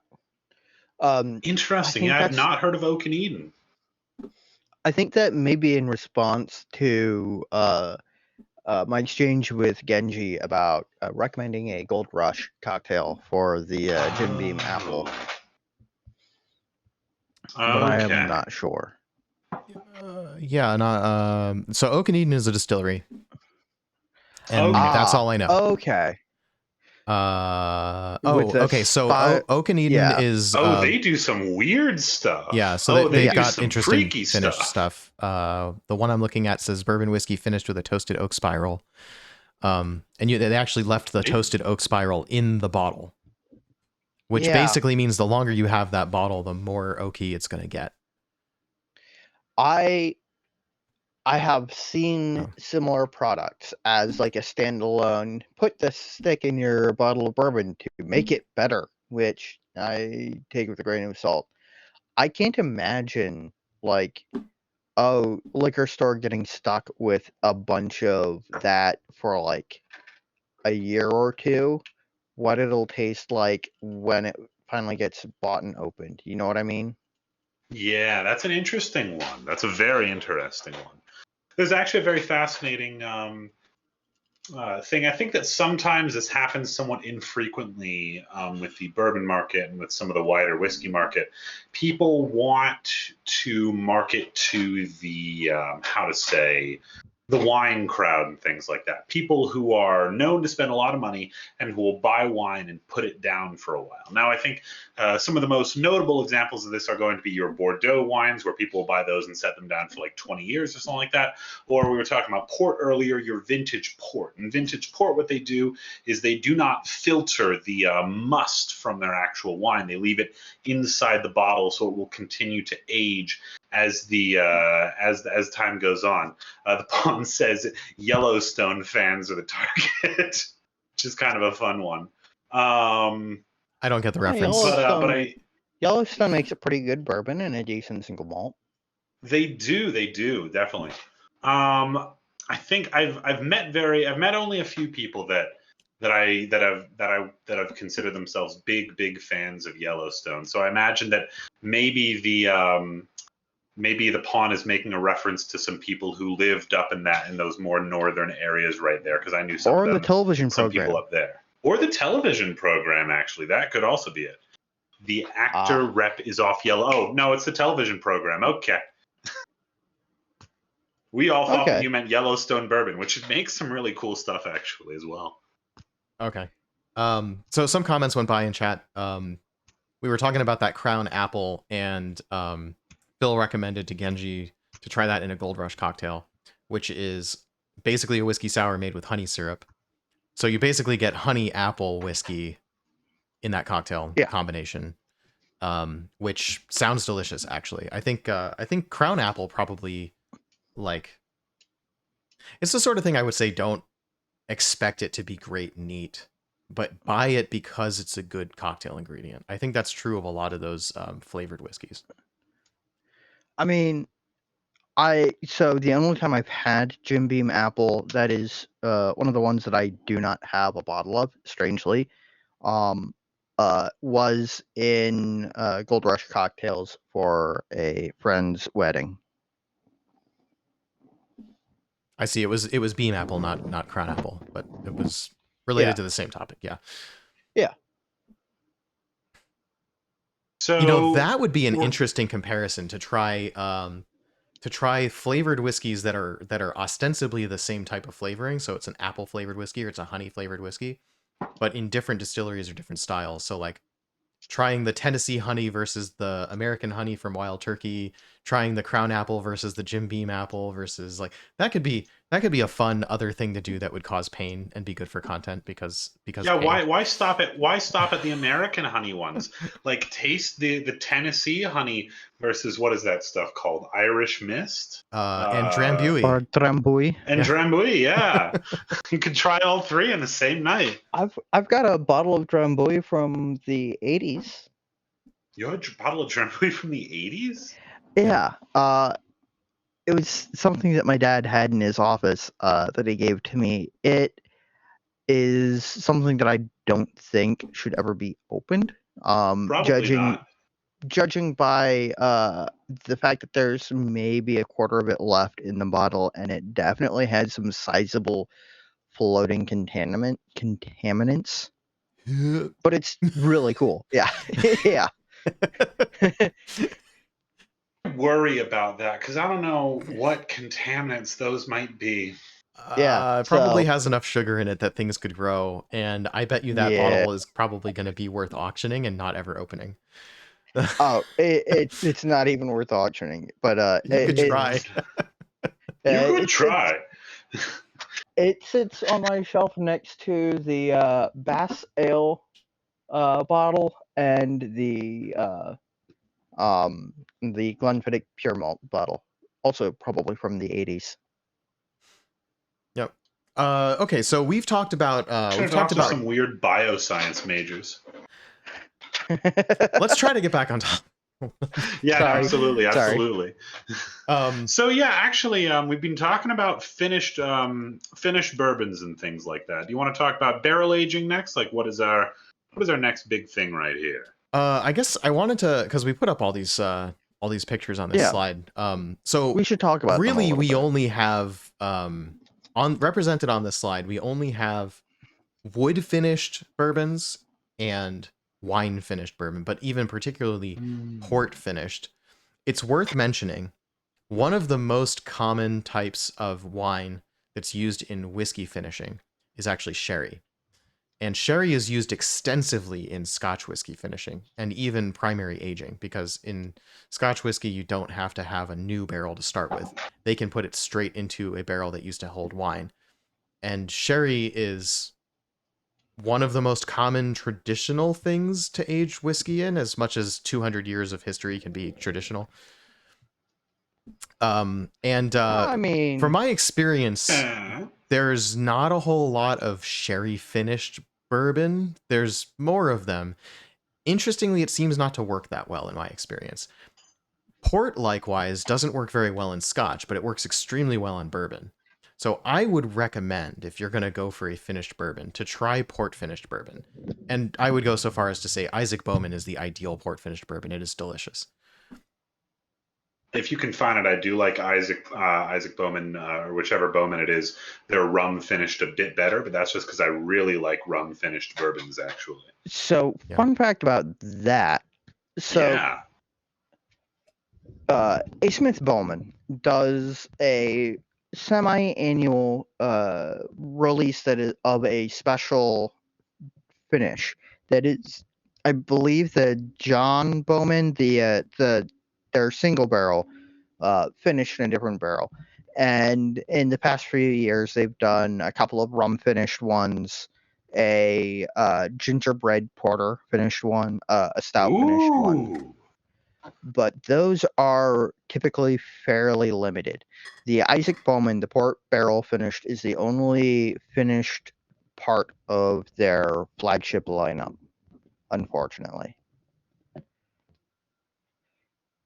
I was really hoping I could get my hands on a bottle of the gingerbread porter finished one, because the notes on that sounded amazing. Average price is sitting at around $1,800, unfortunately. Interestingly enough, I know the exact gingerbread porter that they used for that because people love that stuff back in back in Virginia. I remember right about on the 23rd of December some years ago, I was down in Stanton, Virginia, and I walked into a store and saw a grown man crying over the fact that he had found a bottle of this stuff. So my father and I thought, oh, we'll buy some of this gingerbread porter, and we brought it home and we opened it up with Christmas brunch that year, and it was fine. It was a lovely little thing. I don't know if it's worth quite crying over, but wonderful, wonderful porter, honestly. I believe that is the Hardywood gingerbread porter, if memory serves. I believe you are correct. I've just been taking stock of what finished bourbons I have, and the answer is, in terms of finished bourbons, I do not have many. I also do not have many. They're somewhat less common, I would say. I have a lot of finished ryes, but that is more related to my love of rye whiskey than the commonness of finished ryes. I'd say that my favorite finished bourbon, when I can find it, is probably Jefferson's Old Rum Cask. They age it in Gosling's 15-year-old rum cask. Ooh, it's very, very sweet. Very, very wonderful finished bourbon, sitting at right around $60 a bottle, but absolutely gorgeous, gorgeous whiskey, quite honestly. So, just getting back on topic a little bit, comparing the Isaac Bowman to the Angel's Envy. The Angel's Envy is considerably sweeter. It has a much more like artificial marshmallow sweetness to it. Oh, good night, Pawn. It's been great to see you. Yeah, thank you for joining us. That's been awesome. Yeah, thank you so much. I wanted to make sure that I caught that as I saw it. Yep. And also, we were totally right that by an hour in, we would be totally off topic as it goes. We were off topic about 10 minutes in. Yeah, we're very bad at this. We'll maybe get better. Yeah. Maybe. Well, okay. Well, while we've had a little bit of an interruption, I wanted to just go ahead and say the last one that we put on here to talk about was the Trails N10, and there's a reason for that. Now that you basically understand what finished bourbon is about, in terms of adding additional flavors somehow by using different wood or a different cask, the Trails End series is particularly interesting because what they've done is they've taken bourbon whiskey from Kentucky and then moved it to Oregon and put it in, they have three different casks. They have three different cask types that they're using. I believe one is an apple brandy cask. One is, I can zoom in further on my screen. And the red is an apple brandy cask. Yep. The white is an 8-year-old Gary Oak cask. And the 10-year-old is a Gary Oak cask finish as well. Yep. Gary Oak, also known as Oregon Oak. See our interview with Joe and the supercut of the Gary Oak every time that we said Gary Oak during that interview. It isn't a cactus. It's not a cactus. That's what we learned. If we ever get merch, we're gonna have to get Joe to sign off on us having a shirt that just says "It's not a cactus." I think that sounds good. Like that, yeah. That's a great one. I think the Whiskey Lodge Cast logo. Actually, do we even have a Whiskey Lodge Cast logo? We really just say the Whiskey Lodge and the Whiskey Lodge Cast. We should should rejigger this logo so that it says the Whiskey Lodge Cast or something like that. We could just like overlay the word cask, the word cast over some part of that and not like do a whole redesign. But yeah, like do that on a shirt and then say it's not a cactus. And if you know, you know. Yeah. But yeah, so the interesting thing about the Oregon oak is that like typically you use American white oak. We're gonna end up super cutting this again, aren't we? Yeah. So normally you age bourbon in American white oak. So adding the different type of oak for the different flavor that provides to the whiskey produces a very interesting finished product. And this is one of my favorites. And sometimes you'll have a whiskey that like you'll associate a particular memory with. Somebody gave me the advice once, when you go on a trip, if you're going to have if you go on like a vacation, you're going to have some downtime, buy a book specifically for that trip and try to read as much as you can of that book and nothing else while you're on that trip. And then and then keep that book on your bookshelf. And whenever you look at that book, you'll remember that vacation. Or whenever you like reread that book or talk about that book, you'll remember that vacation. Similarly, now we're going off on a tangent. Similarly, do the same with an album. If you want to listen to some music album you haven't listened and you're going on vacation, make that the album of the trip, and then you'll always associate memories of that trip with that album. I have a few of those. Pretty good stuff. This whiskey has been the only whiskey I have listened while watching The Mandalorian. No, listen. This is the only whiskey I've drank while watching The Mandalorian. Ah. That's nice. I have a bottle of Doc Swinson's. It's a single barrel Doc Swinson's cask strength bourbon that we only drink when we're watching Western movies. Ah. Yeah. I should try doing that sort of thing. I typically just drink whatever comes to hand. If I've decided to drink while I watch, like the other day I watched last week I watched pretty much all of Bocce the Rock, and good anime. Oh, it is a lot of fun, and I think I spent the entire time sipping on alternating Catoctin Creek Rabble Rouser and the cask strength hickory syrup finish. Oh. Which is very good, by the way. If you only never had hickory syrup before, definitely try to find some. Hickory syrup is great. Off topic again. Sorry.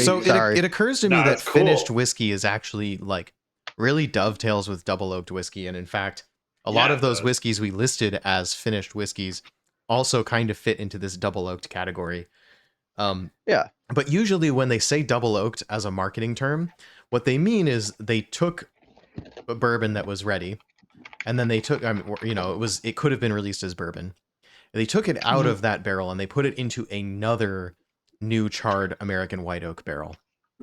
That's what the Jim Beam double oaked and the Old Forester 1910 are talking about.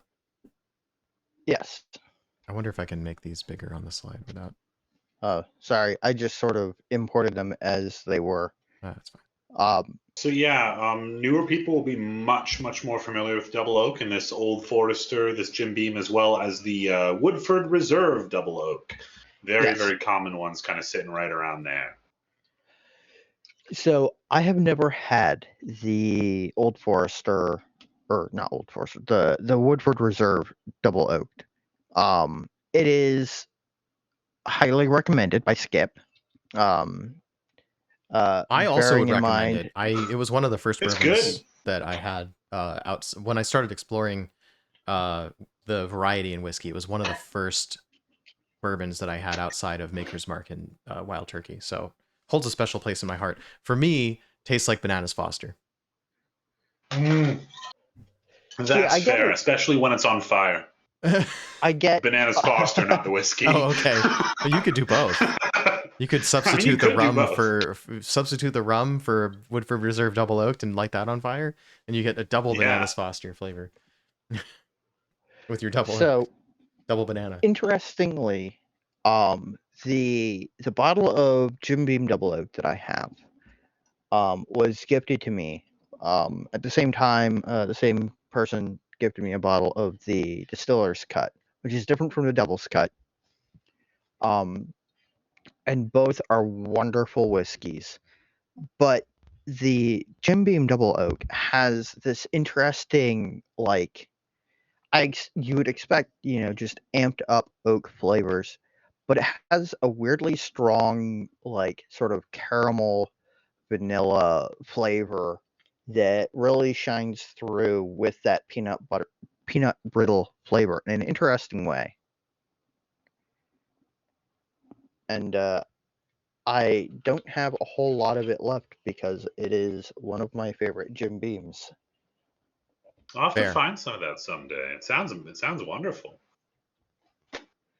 The Old Forester 1910 is interesting because it doesn't trade heavily on being double oaked, but it is. It is meant to sort of harken back to the 1910 fire on Whiskey Row, which as a result of the fire, they had to rebarrel a lot of the whiskey from Old Forester.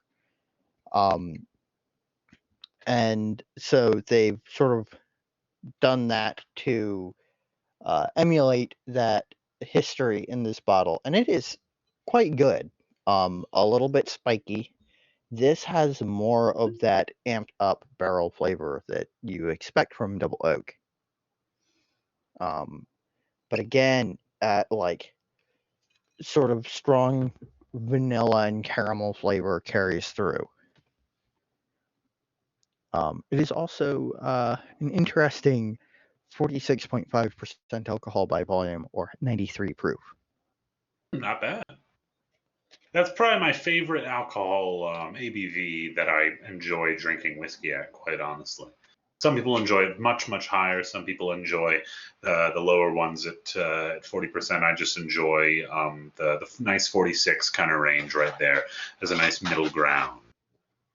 I mean, I prefer rye over bourbon, but I'll drink it at any proof. Yeah, totally. So I did actually want to ask you something, Demi, Phill. So let's say that I am new into bourbon. Let's say I've tried a few things and I want to try something older. I want to try. I've heard that like the older the whiskey gets, the better it is. Maybe. How would you suggest looking around, or how would you suggest sort of interacting with sort of older bourbon and things like that, especially? So the first thing that I'd say is that I would caution that older does not always mean better, particularly in bourbon, because of how much barrel extraction there is. It does not actually take terribly long for a bourbon to become almost unpalatably oaky. Yep. I could not have said that better myself. And by the way, we've done an episode on over-oaked whiskey, so check that out for a deep dive. We have, haven't we? Yeah. I'm sorry. I kind of interrupted you a little bit. Go ahead. But what I would say is that I would start with Knob Creek 9, because it is a findable, fairly high age statement for an easy to find bourbon. It's 100 proof. It's I think. Oh yeah, I forgot about that detail. So. Yes.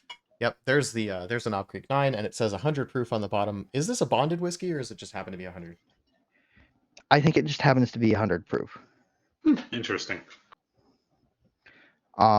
They did for a time drop the 9-year age statement from it, but I believe it is back. Notably, the Knob Creek Straight Rye is not age stated currently. But that's a good place to try something that is a little bit older, that is spitting distance from like the Henry McKenna 10-year-old, which is another very good option if you can find it affordably. I'd say $50 max for that bottle. But mileage may vary. I will throw in another recommendation for older whiskey that is definitely not over oaked.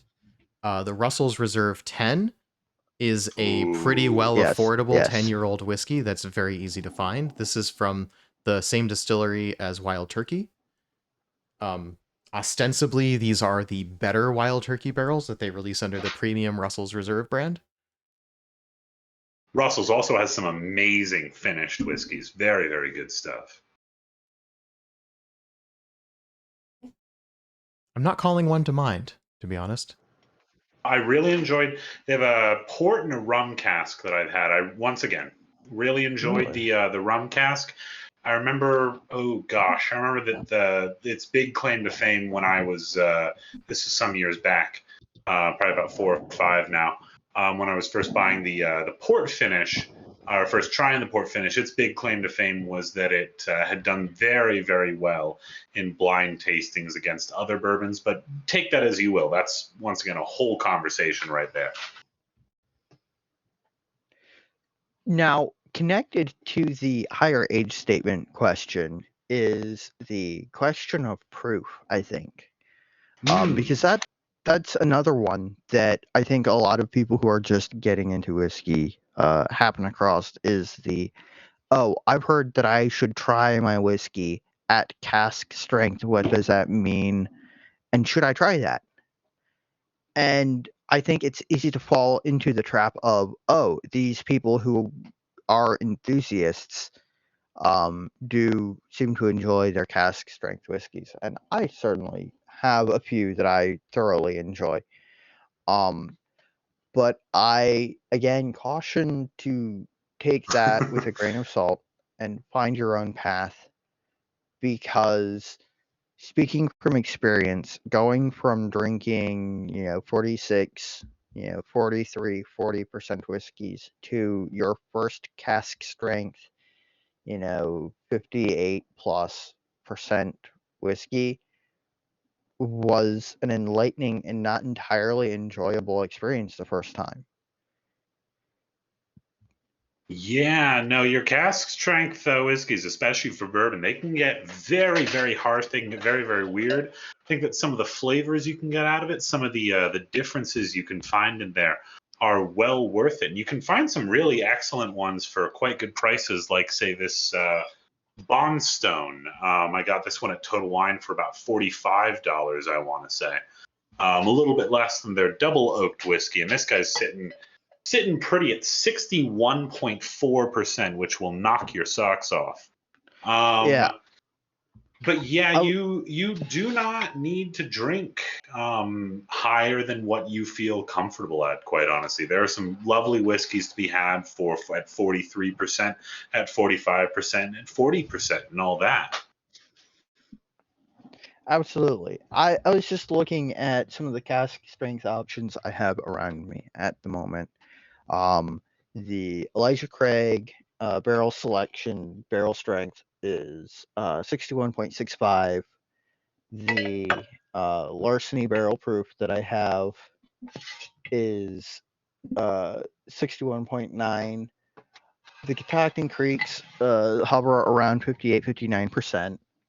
And I've got a couple of things that are, 59 to 62 proof floating around. And all of them are things that I don't think I would necessarily hand to a, early in their adventure whiskey drinker.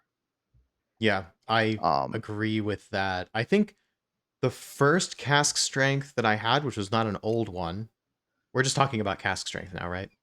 Yeah, absolutely. Yeah. Sorry, I was doing a little bit of management of the stream on the other computer and forgot to listen for a minute. Don't worry. So I've got a Elijah Craig batch B521 that is 59.1%. This is based on what I've tried samples of a few different batches of these. This is not one of the better ones, unfortunately. It happens to be the first one that I bought. That's a shame.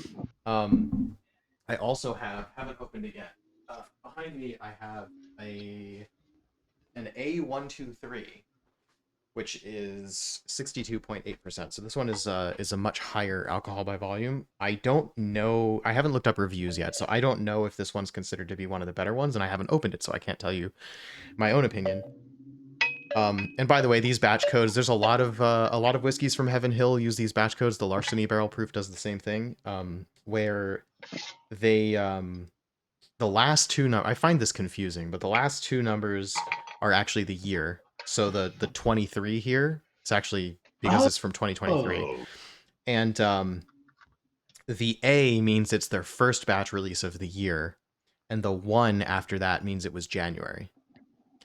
So typically you'll see A1, B5, and C9 because they release them every 4 months. And then the last two numbers of the year. So for anybody, this is definitely advanced bourbon territory. But anybody who's seeing these batch codes, that's basically how they're not hard to decode. They're a little confusing, but they're pretty straightforward. One nice thing about the Elijah Craig is that there's always another batch, and they come out every 4 months, and they have They don't write how many barrels, which means that they're not that limited, because they would have, if it was only like 2,000 barrels, they probably would have said so. This is these are likely larger releases. You'll see them if you keep your eye on the shelves of the store. You'll probably see them around town. I've seen them at Costco. I've seen them at Safeway. I've seen them at. I live in Washington, so grocery stores can sell liquor. You'll see them at. This one actually I bought at Trader Joe's. Seriously? So, yeah. Oh, wow. So even though these are sort of purported as being hard to find, there's enough volume of these that you'll eventually come across a release if you just keep your eyes peeled. Is pretty much how it goes. It may not be the release that you want, but you know, if you're willing to compromise a little bit on your preferences for which batch you want, because you'll only find out if it's good after they've been out for a little while, and by then it's too late. You kind of want to take your chance. Some people will say like the B's tend to be better, or the A's tend to be better, or the C's tend to be better, because actually the seasons do matter. That sort of seasonal fluctuation, in which season it went into the barrels and which season it came out of the barrels, does matter. But on the other hand, they're all 12 years old up until recently. They did drop the 12-year age statement relatively recently, at least for some of the releases, I think. The private barrel proof that I have is 10 years old. Okay. Yeah, so Elijah Craig barrel proof selections are not guaranteed to be 12 years old, but the standard batch releases were for many years guaranteed to be 12 years old. And they've recently dropped the age statement. That kind of gets into complicated territory. But yeah, we'll get back onto that topic at some point. It suggests that the product is popular enough, and the 12-year-old age statement is getting hard to keep up with, because they're putting out so much volume, but they're running low on barrels is most likely what's going on. And so they're saying we can still produce a really good product that fits the idea of this release without being 12 years old. And whether the individual consumers agree with that or not is another story. The larceny, interestingly enough, states that it is a blend of 8 and 6-year-old bourbons, which I find interesting. Yeah, I guess they're allowed to say that because they do have the youngest age listed there. I guess one thing that's worth mentioning, aside from availability, the Elijah Craig barrel proof is also not going to break the bank. It's like $80, $70, something like that. Could be less. Depends on your jurisdiction. There's a lot of taxes here, so our whiskey starts off at a higher price, and then we get charged 20.5% tax. So like out the door, this one probably cost me $80. That's the way the cookie crumbles. I don't pay state income tax, so you know, I make up for it in my alcohol purchases. So we're coming up on about 10 till 8 right over here, a little bit later over where Phill is. Is there anything you two really, really want people who are just getting into bourbon to know about before they kind of start their journey on this? Try local stuff.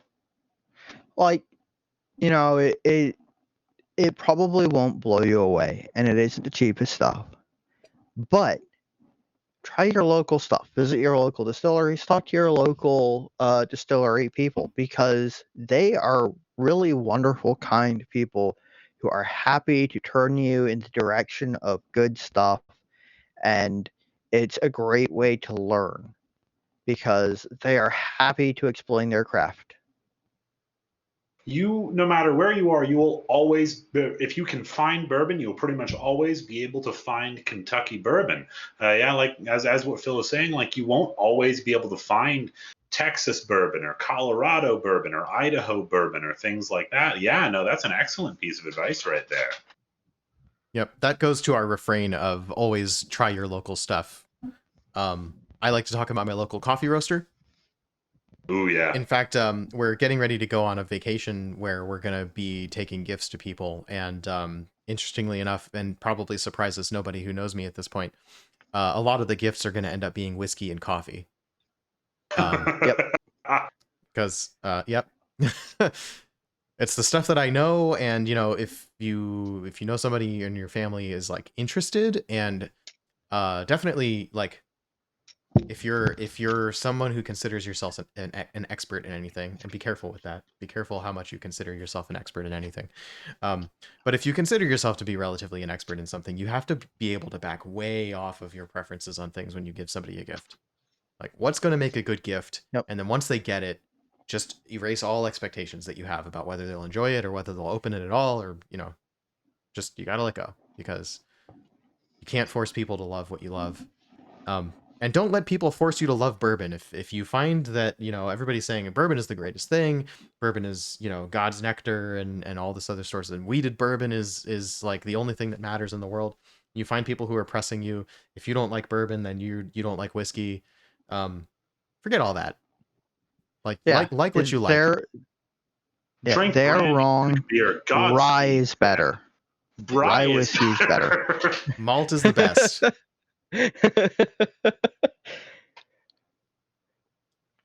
I think it goes without saying that everybody has their own preferences, and the old phrase is there's no accounting for taste, but it's not so much that there's no accounting for taste, it's that you never know what somebody enjoys.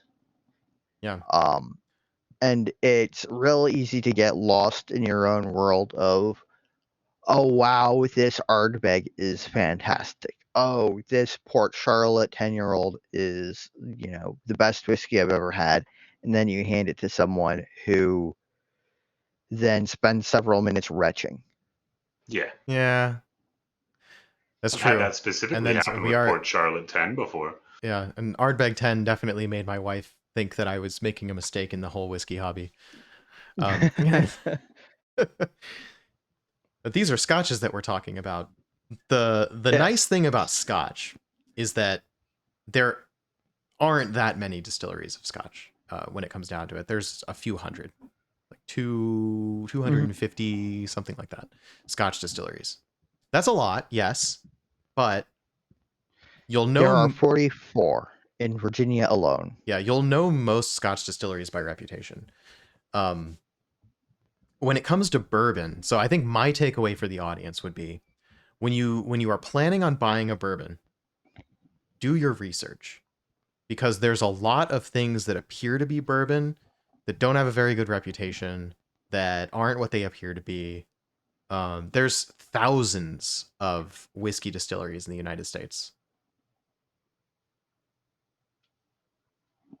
And that's not just craft. I'm trying to remember how many craft distilleries there are, how many local distilleries there are, but it doesn't really matter. It looks like in 2023 there are 809 distilleries of bourbon in the U.S. And many more that distill whiskey of some description. Exactly. But yeah, let's focus on, because we're talking about bourbon today, let's focus on that 800 distilleries number. So there are 800 distilleries, but there are also going to be non-distilling producers, which are going to stick their labels on whiskey that they got from somewhere and put it up on the shelf of your store. And it may not be the best whiskey. Or it may be quite good. It may be. Yeah, Barrel is a great example of good whiskey. It's also pricey. It's also pricey. You take that all as you will. Unfortunately, with the way that bourbon is, you have to do a little bit of research to make sure that you're getting a good value. Whether it's going to be tasty, whether the price is going to be worth it, that sort of thing. There's definitely things that you're going to know by reputation. You've got your Jack Daniels and your Wild Turkey and your Maker's Mark and your Jim Beam. And the sort of the big names, you're going to know them, but you're going to come across things like Winchester, which is a total wine brand. It's not actually a distillery. So like you walk into, and I've heard that it tastes like cardboard, and I'm so glad that I didn't buy it when I saw it. My wife and I are fans of Supernatural, so when we saw Winchester bourbon, we were like, we should buy that. And then I found out later in the night that somebody else I knew had bought it, and it was absolutely awful. And so I was happy that we didn't make that mistake. That just goes to show you, it's worth doing a little bit of research. Ask around, see what you can find on the internet. Buyer beware when it comes to bourbon, and really all whiskey. I'd say that's a good takeaway. Yep. Yeah. There is no shame in seeing a cool label and Googling the brand to see what it's about. Like, yeah. Honestly, the first time that I saw Bare Knuckle on the shelf, I was like, oh, that's kind of a cool label, boxing related. That's sort of been one of my interests, or was. Um, Googled them, and hey, they're in Manassas, Virginia, and they distill themselves, they age it on site, they bottle it themselves, and it's pretty damn good stuff. The bottle of bourbon that I have is 32 months old, by the way. Drinks way above its age and above its price. Yeah, we Oh, didn't hey, In so my really is talk personal mine, about opinion. actually. aging climate at all because so much bourbon is from Oh, Kentucky. gosh.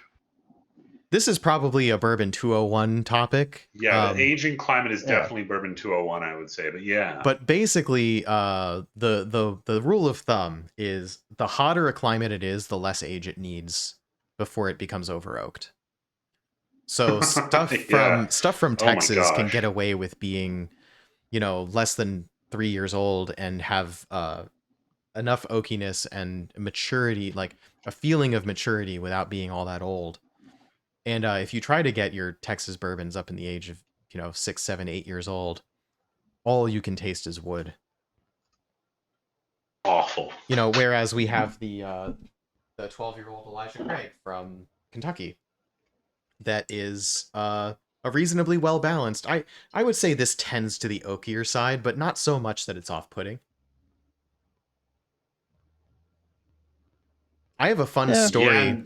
I have a fun story about Pappy, I think. One of these go for it. one of these allocated bourbons. And then of course, well, first of all, Phill has the distinction among the three of us to actually own a one of these allocated, basically allocated meaning that they're in low supply and high demand. So stores will only sell via lottery or limited quantity to a single customer or something like that. These hyped up bourbons. So Phill lives in Virginia.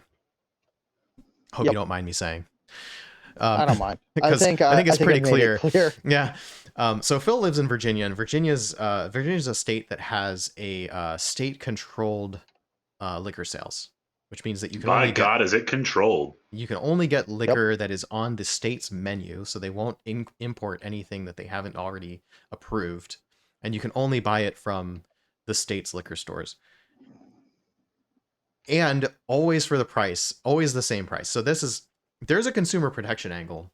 You're never going to get ripped off on an official sale of anything spirits related in Virginia because they set a price. No matter where you go, that's the price that you're getting. So that's good. Another nice thing about it is that for allocated stuff, they don't make you wait in line overnight and camp out, in the parking lot so you can be the first one in the door to buy your allocated whiskey. What they do instead is they let you enter your name into a lottery.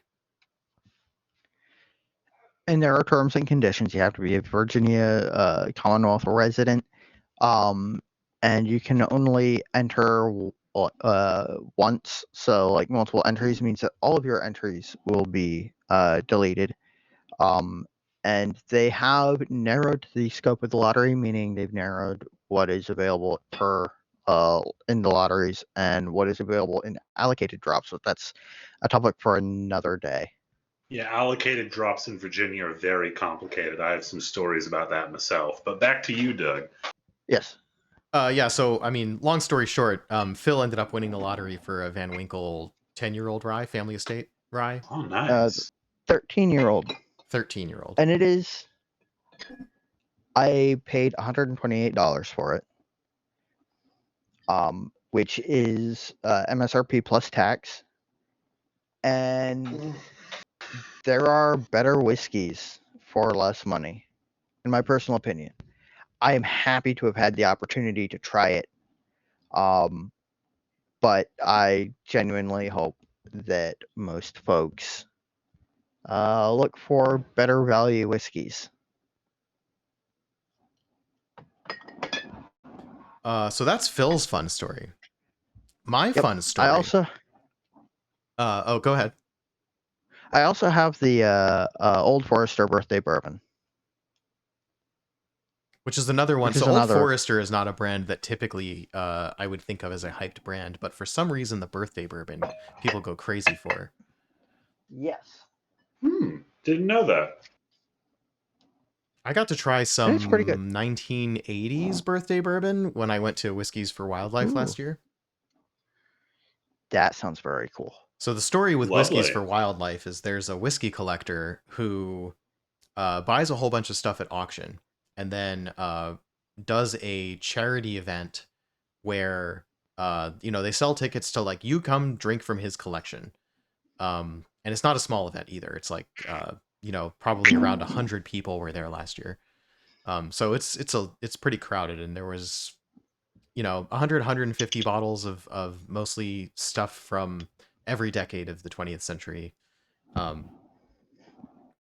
Which is like that's a like mad respect. That's a great thing to do with Oh yeah. old whiskey, right? Whiskey is meant to be consumed. So, and I guess the guy realized that like the buying, like the winning things at auction is the fun thing, and like opening up those bottles and seeing if they're any good is really the fun part of buying them in the first place, and also doing a good thing by contributing to environmental protection nonprofits is like just like everything about this is great. It gives so many people an opportunity to try stuff they would have never otherwise gotten to try. You do a good thing for the environment. That's a fun thing. Sounds excellent. Sounds very wonderful. Yeah, I think it's probably one of the best. It's expensive. It's almost $300, but it's one of the best whiskey events to go to that I have gone to. That is not privately organized. One of the best values, just because the stuff that's there, you would never be able to get access to. Yeah. That quantity of rare and interesting things. Unless And you're just the fact that he opens up his collection, like you don't see that all too often, quite honestly, I think. Yeah. Not a private collection. No. Yeah. And then, other people contribute to the event as well. So it's like there's one guy who's kind of in charge, and there's other people who, sort of bring in and open up their bottles and just say like, yeah, I'm happy to donate this to the cause. Because something with bottles that old, sometimes they don't taste very good because they, didn't have a good seal or, whatever, any number of confounding factors. So, and I would like to also point out that there is a fair amount of rose-tinted goggles looking back at whiskey from years past, and a lot of whiskey that is highly sought after was, in fact, an industrial product and was manufactured as cheaply as possible. Yep. There's people always say they don't make it like they used to. But that doesn't mean they used to make it really well. Yeah. Yeah. Just ask Paolo about some of the old Port Ellens and Broras. Yep. So anyway, I've been beating around the bush of my Pappy story, which is I didn't get to try Pappy. Yes. Well, I did, but that's a different story. So this is not the story in which you try. This is not the story you're looking for. It's just a tribute. So I had a coworker who is really into collecting wine, and he's got a nice cellar and like hundreds of bottles and that sort of thing. And years after we had moved on to different teams, I had met up with him and a bunch of people from the old team, and I was saying like, yeah, since the last time we talked, I've gotten into whiskey. And he's like, oh, do you like bourbon? I'm like, yeah, I mean, sometimes. Mostly I like single malts and stuff like that. But he was like, man, there used to be this bourbon, I think it was called Pappy, that used to be like, I used to be able to get it. It was like $100. It was some of the best bourbon that I've ever had. And I was like, wait, you're shitting me, right? Like you like, you're pulling my leg that like you used to be able to get this all the time. I mean, like, 10 years ago, the way that things went, right? It used to be nobody paid attention to this stuff. It's actually totally believable, but I'm still not 100% sure that he wasn't pulling my leg. It's like acting all nonchalant about having tried Pappy. But he was telling me that like, at some point, I hadn't seen it in stores in a while, and I started calling and asking like, hey, do you have any Pappy? And they laughed at me on the phone and hung up. I was like, okay, do you really not know what's going on? Do I need to explain it to you? Like, You used to love this stuff, and you sound like every other person who's trying to find somebody who's going to do them a favor and sell them this bottle that nobody can find. When you call up a store and say, "Hey, do you have any of this highly sought after, expensive luxury product?" Like, yeah, that was So You to just lend used to be able credence to find his story. Pappy? That's Yes. crazy. To lend credence to his story. When I was a newly 21 drinking adult male in the Commonwealth of Virginia, there was an ABC store near me that was run by a guy who, because at that point in time, he had a little bit of control over, what you could get via ABC to sell you via ABC manager. He was a whiskey guy, so his store was really heavy on the whiskey. And I shit you not, I remember standing in the bourbon aisle talking to him, not really knowing anything about whiskey, freshly 21, just into properly drinking good whiskey. And he had Elmer T. Lee, Eagle Rare, Blanton's, E.H. Taylor, and the Rip Van Winkle, old Rip Van Winkle. Like 2 or 3 bottles of it just sitting on the shelf for $70. And every once in a while, I think back to that memory and I go, well, shit, I should have grabbed some of that stuff. I should have bought some of that stuff. But at the time, that was way outside of my price range, way outside of my experience level. And I was looking at, talking to him about, Maker's Mark, the standard Maker's Mark. And, what's the difference between this and that? And it's wild to think that not that long ago, I'm only 29. Yeah, that was, 7, 8 years ago. Not that long ago. That stuff was sitting on shelves. Yeah, even 3 years later, when I turned 21, that was like a myth. Like you couldn't find that shit anywhere anymore. What do you mean? It's wild how quickly. What do you mean 3 years later? I'm 26, my guy.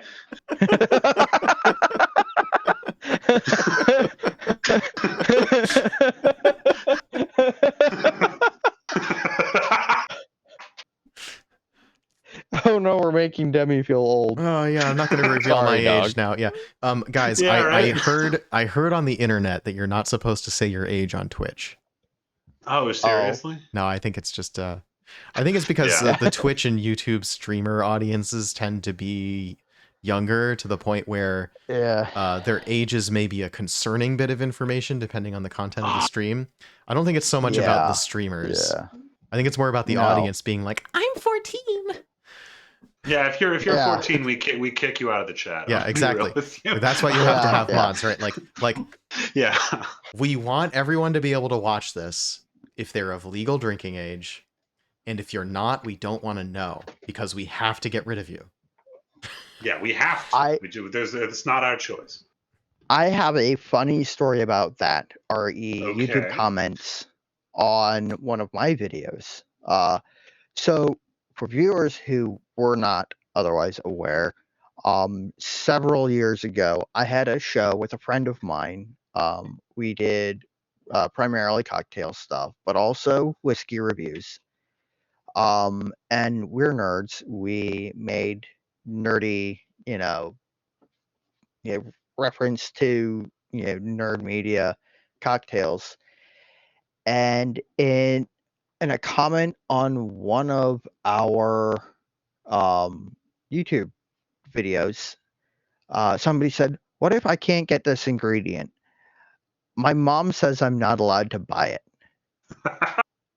And I had to be like, "How old are you, my man?" Well, oh, I'm 15. Okay, no, you shouldn't be watching our videos. Like honestly, dude, you really should not be watching our videos. I'm sorry. I'm just going to block you. No hard feelings. Come back again when you're over 21. Yeah, that's the rules. Sorry, my man. All right, so I think we have a new viewer who just joined the stream. So rather than Adobe TV and Dutch the Feg, G. hello there. Dutch Hello. the G, welcome with your Doritos, it appears. Yeah. Making me hungry. It's just a Doritos chip emoji. Thank you for joining. Yeah, right? I appreciate that. You're catching the tail end of our stream here, but maybe we could give a little Bourbon 101 wrap up for our new viewers. Indeed. So why don't we just real quick start with the sort of the very beginning, which is bourbon is by legal definition a spirit distilled from a mash bill of no less than 51% corn, with the remainder of the mash bill made up of any percentage of cereal grains. It is then distilled to no more than 160 degrees proof, or 80% alcohol by volume, and then barreled in brand new charred white oak barrels at no more than 125% proof, or 62.5% alcohol by volume. And it is sort of widely regarded as the American spirit. It is generally sweeter in style. It's a very light, nutty, wonderful style of whiskey. Oh, thank you. It comes in a number of styles. Sort of the most standard style being, between 65 and 70% corn, with the remainder made up of primarily rye grain, with usually 5 to 10% malted barley for the enzymes to help it ferment better. And there's also wheated bourbon, which is with wheat as the primary, secondary, or flavoring grain. And then there is high rye, which is usually lower corn content, typically 51 to 60% corn, and then the remainder rye. And I guess the most popular sought after bourbons at the moment tend towards being wheated whiskeys, such as Weller, Larceny, Maker's Mark, and the like. We were just having a whole conversation about Pappy Van Winkle, which is a wild one that wouldn't necessarily suggest seeking after and buying, because it's both way too hard to find, and when you do find it, probably a bit more expensive than you want to be paying for. And it's disappointing for the price, to be honest. A little bit disappointing, honestly, yeah. Pretty universally, anything I've had that's hyped has been disappointing for the price. I Not only remember because, I worked in yeah, when I worked in a bar in Idaho, a 2-ounce pour of, I want to say it was Pappy 20, was $400. Ouch. Yeah. 2 ounce. Wow. Okay. Quick break. Yeah, that was a rough one. Dutch the G, thank you very much for following the stream. We really appreciate it. Yeah. We stream every Thursday evening, actually, and we're all about whiskey and things like that, as well as a few other things. That $400. I don't never pay that much for a drink at a bar. Quite honestly, that's way too much for pretty much anything. I can think of one condition where you would pay that, and it's Really? because Go on. it's because you've got a corporate card and you're entertaining a client, and for some reason they've decided that you can spend $2,000 on dinner, and you're short on your budget. And I say this halfway jokingly, but I actually know someone who does a lot of their rare whiskey drinking on a corporate card because of just this situation. So it does happen. Oh, always, yeah. I don't have that kind of job. Me neither. I'm not the kind of person who talks to clients. I'm not a high-powered lawyer or I don't know who sales rep, or I don't know what kind of people entertain clients for $2,000-$3,000 a night, but jobs like that exist. So and bar menus exist sometimes for people with that kind of job. I'll say that. So not because we have new people watching the stream, but because I just wanted to wrap up. I mentioned that I had a little bit other self-promotion that I wanted to do that I completely forgot during our intro, so I'll do it now. Yeah, totally. As I've mentioned on stream before, I have joined a collective review website of whiskey reviews called maltrunners.com. And we have just published our first collective review. So someone bought a bottle of Liquid 24, vintage 1996, which was under the Maltman label, and bottled for HNWS, which I think it's a Taiwanese liquor shop called Hongyang Wine and Spirits. Surprising amount of good stuff getting over to Taiwan, honestly. Very interesting that. Yeah, so one of our members went on vacation there and came back with this bottle and gave samples out to everybody in the review collective here who wanted to do a review. Oh yes, thank you for posting that link there, Phill. Of course. Oh, if you wouldn't mind, could you also post a link to our YouTube and so on? Yes. Nightbot, yeah, we should get a little Nightbot doing that. Yeah, sometime. Nightbot I think is still not working, so we'll just have to do it manually. So this is the very first time. So we've got over 1,000 reviews up on the website now, maltrunners.com. And this is the first time that we've done a collective review where we've all given our notes to the person who split out this bottle. And he did a comparative group tasting. Across us, we rated this whiskey between 81 and 90 out of 100 points. And for the most part, we came up with pretty much the same notes, but there's some interesting points of variation. Average score 85.8. So I'm pretty excited that we're actually doing a lot with this review website here. And unfortunately, I've been contributing relatively little, but my notes here on this article, this is one of the more recent reviews that I've done. I keep trying to get back into a regular cadence of writing reviews. Doing it live on stream is one thing, but actually taking the time to find the right words is quite another. And I really enjoy this format. So I appreciate anybody who is interested in my written reviews to go check out that website where my reviews are also posted.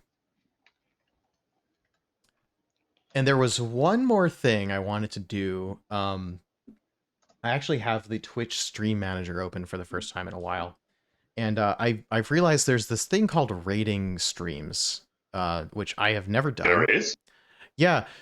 I don't know if you guys do much with Twitch. I watch like Zelda streamers and like speedrunner type stuff. I have horrific ADHD, so I can't like focus on a stream for any given amount of time. Well, you best start believing in streaming because you're in one. I literally only follow us and my friend Frosted Haze, and that's it. Okay, so, well, this is exactly what rating streams is for. So we could find somebody who's live streaming right now, or we could follow somebody. I guess you need to find somebody who's live streaming right now. We could try to find somebody that I like to follow. Right now, we have Player 5 is doing speed runs on the Tears of the Kingdom current patch, which is interesting. We have Linkus7, who is also a Zelda speedrunner, is currently playing Resident Evil 2. So I think that would probably be my preference because it would be spoiler free. So after we sign off here, I think I might drop us into that stream. So anybody who's watching the stream right now is going to get sort of transported over into somebody else's stream, which is kind of a fun thing to do. I think it's worth a try. It might get us noticed. But honestly, Linkus7 is a great streamer, so I'm interested in getting you all to watch him. Anything else to say before we sign off? I don't think so. Drink Whiskey Del Bach. I'm going to I'm sorry. real quick. I'll try to get it to you. Yeah. I'm going to real quick plug the lodge real quick. Sort of the way we all met and sort of where this came from is the Whiskey Lodge on Discord. It's a very open, welcoming community for spirits enthusiasts and people who are curious about spirits. We're very beginner friendly, and we are happy to answer questions and help you at your own pace discover spirits and, in particular, whiskey. It's also worth mentioning, as a note of self-promotion, we just reached 1,000 members this week. Yes. Gosh, and did We did. that means Oh, that that's we are crazy. now a public Discord with a listing in the Discover tab in Discord, as well as There's a Discover tab in Discord? yeah, as well as a landing page which Phill just posted there in the chat. So we've got our own Discord website now. And I accidentally just opened up my own Discord app to that, so it showed bits of our chat on stream. Whoops. Oh no, I've lost OBS. There we go. Okay. Yeah. We're still learning how to do this. Yeah, to it's an our extent. it's our first year on the internet. Be patient. And literally, we started streaming 3 months ago. It's been a lot of fun. But we are still definitely learning how to make a good production value stream. So your patience is much appreciated. Anything else, guys? I think I've covered everything that I need to, and it is nearing midnight here. Yeah, I think it's Yeah, I it's think that's definitely all time for for us me. to do a sign off. Well, we can't see Phil's camera today, but I've got a little bit of whiskey left in my glass. I don't know about you, Ian. Just the tiniest little bit right here. All right. I've got a bit of larceny barrel strength. Well, Flame show. cheers to learning and exploring. And we're going to sign off now. And until next week, we'll see you in the lodge. We'll see you in the lodge. See you in the Cheers. lodge. All right, let's find someone to raid. We're going out a different way today. We're going out a different way. We're going out aggressively today. All right, say hi to Linkus, everybody.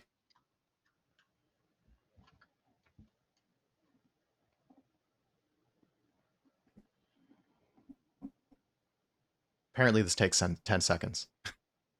Apparently so.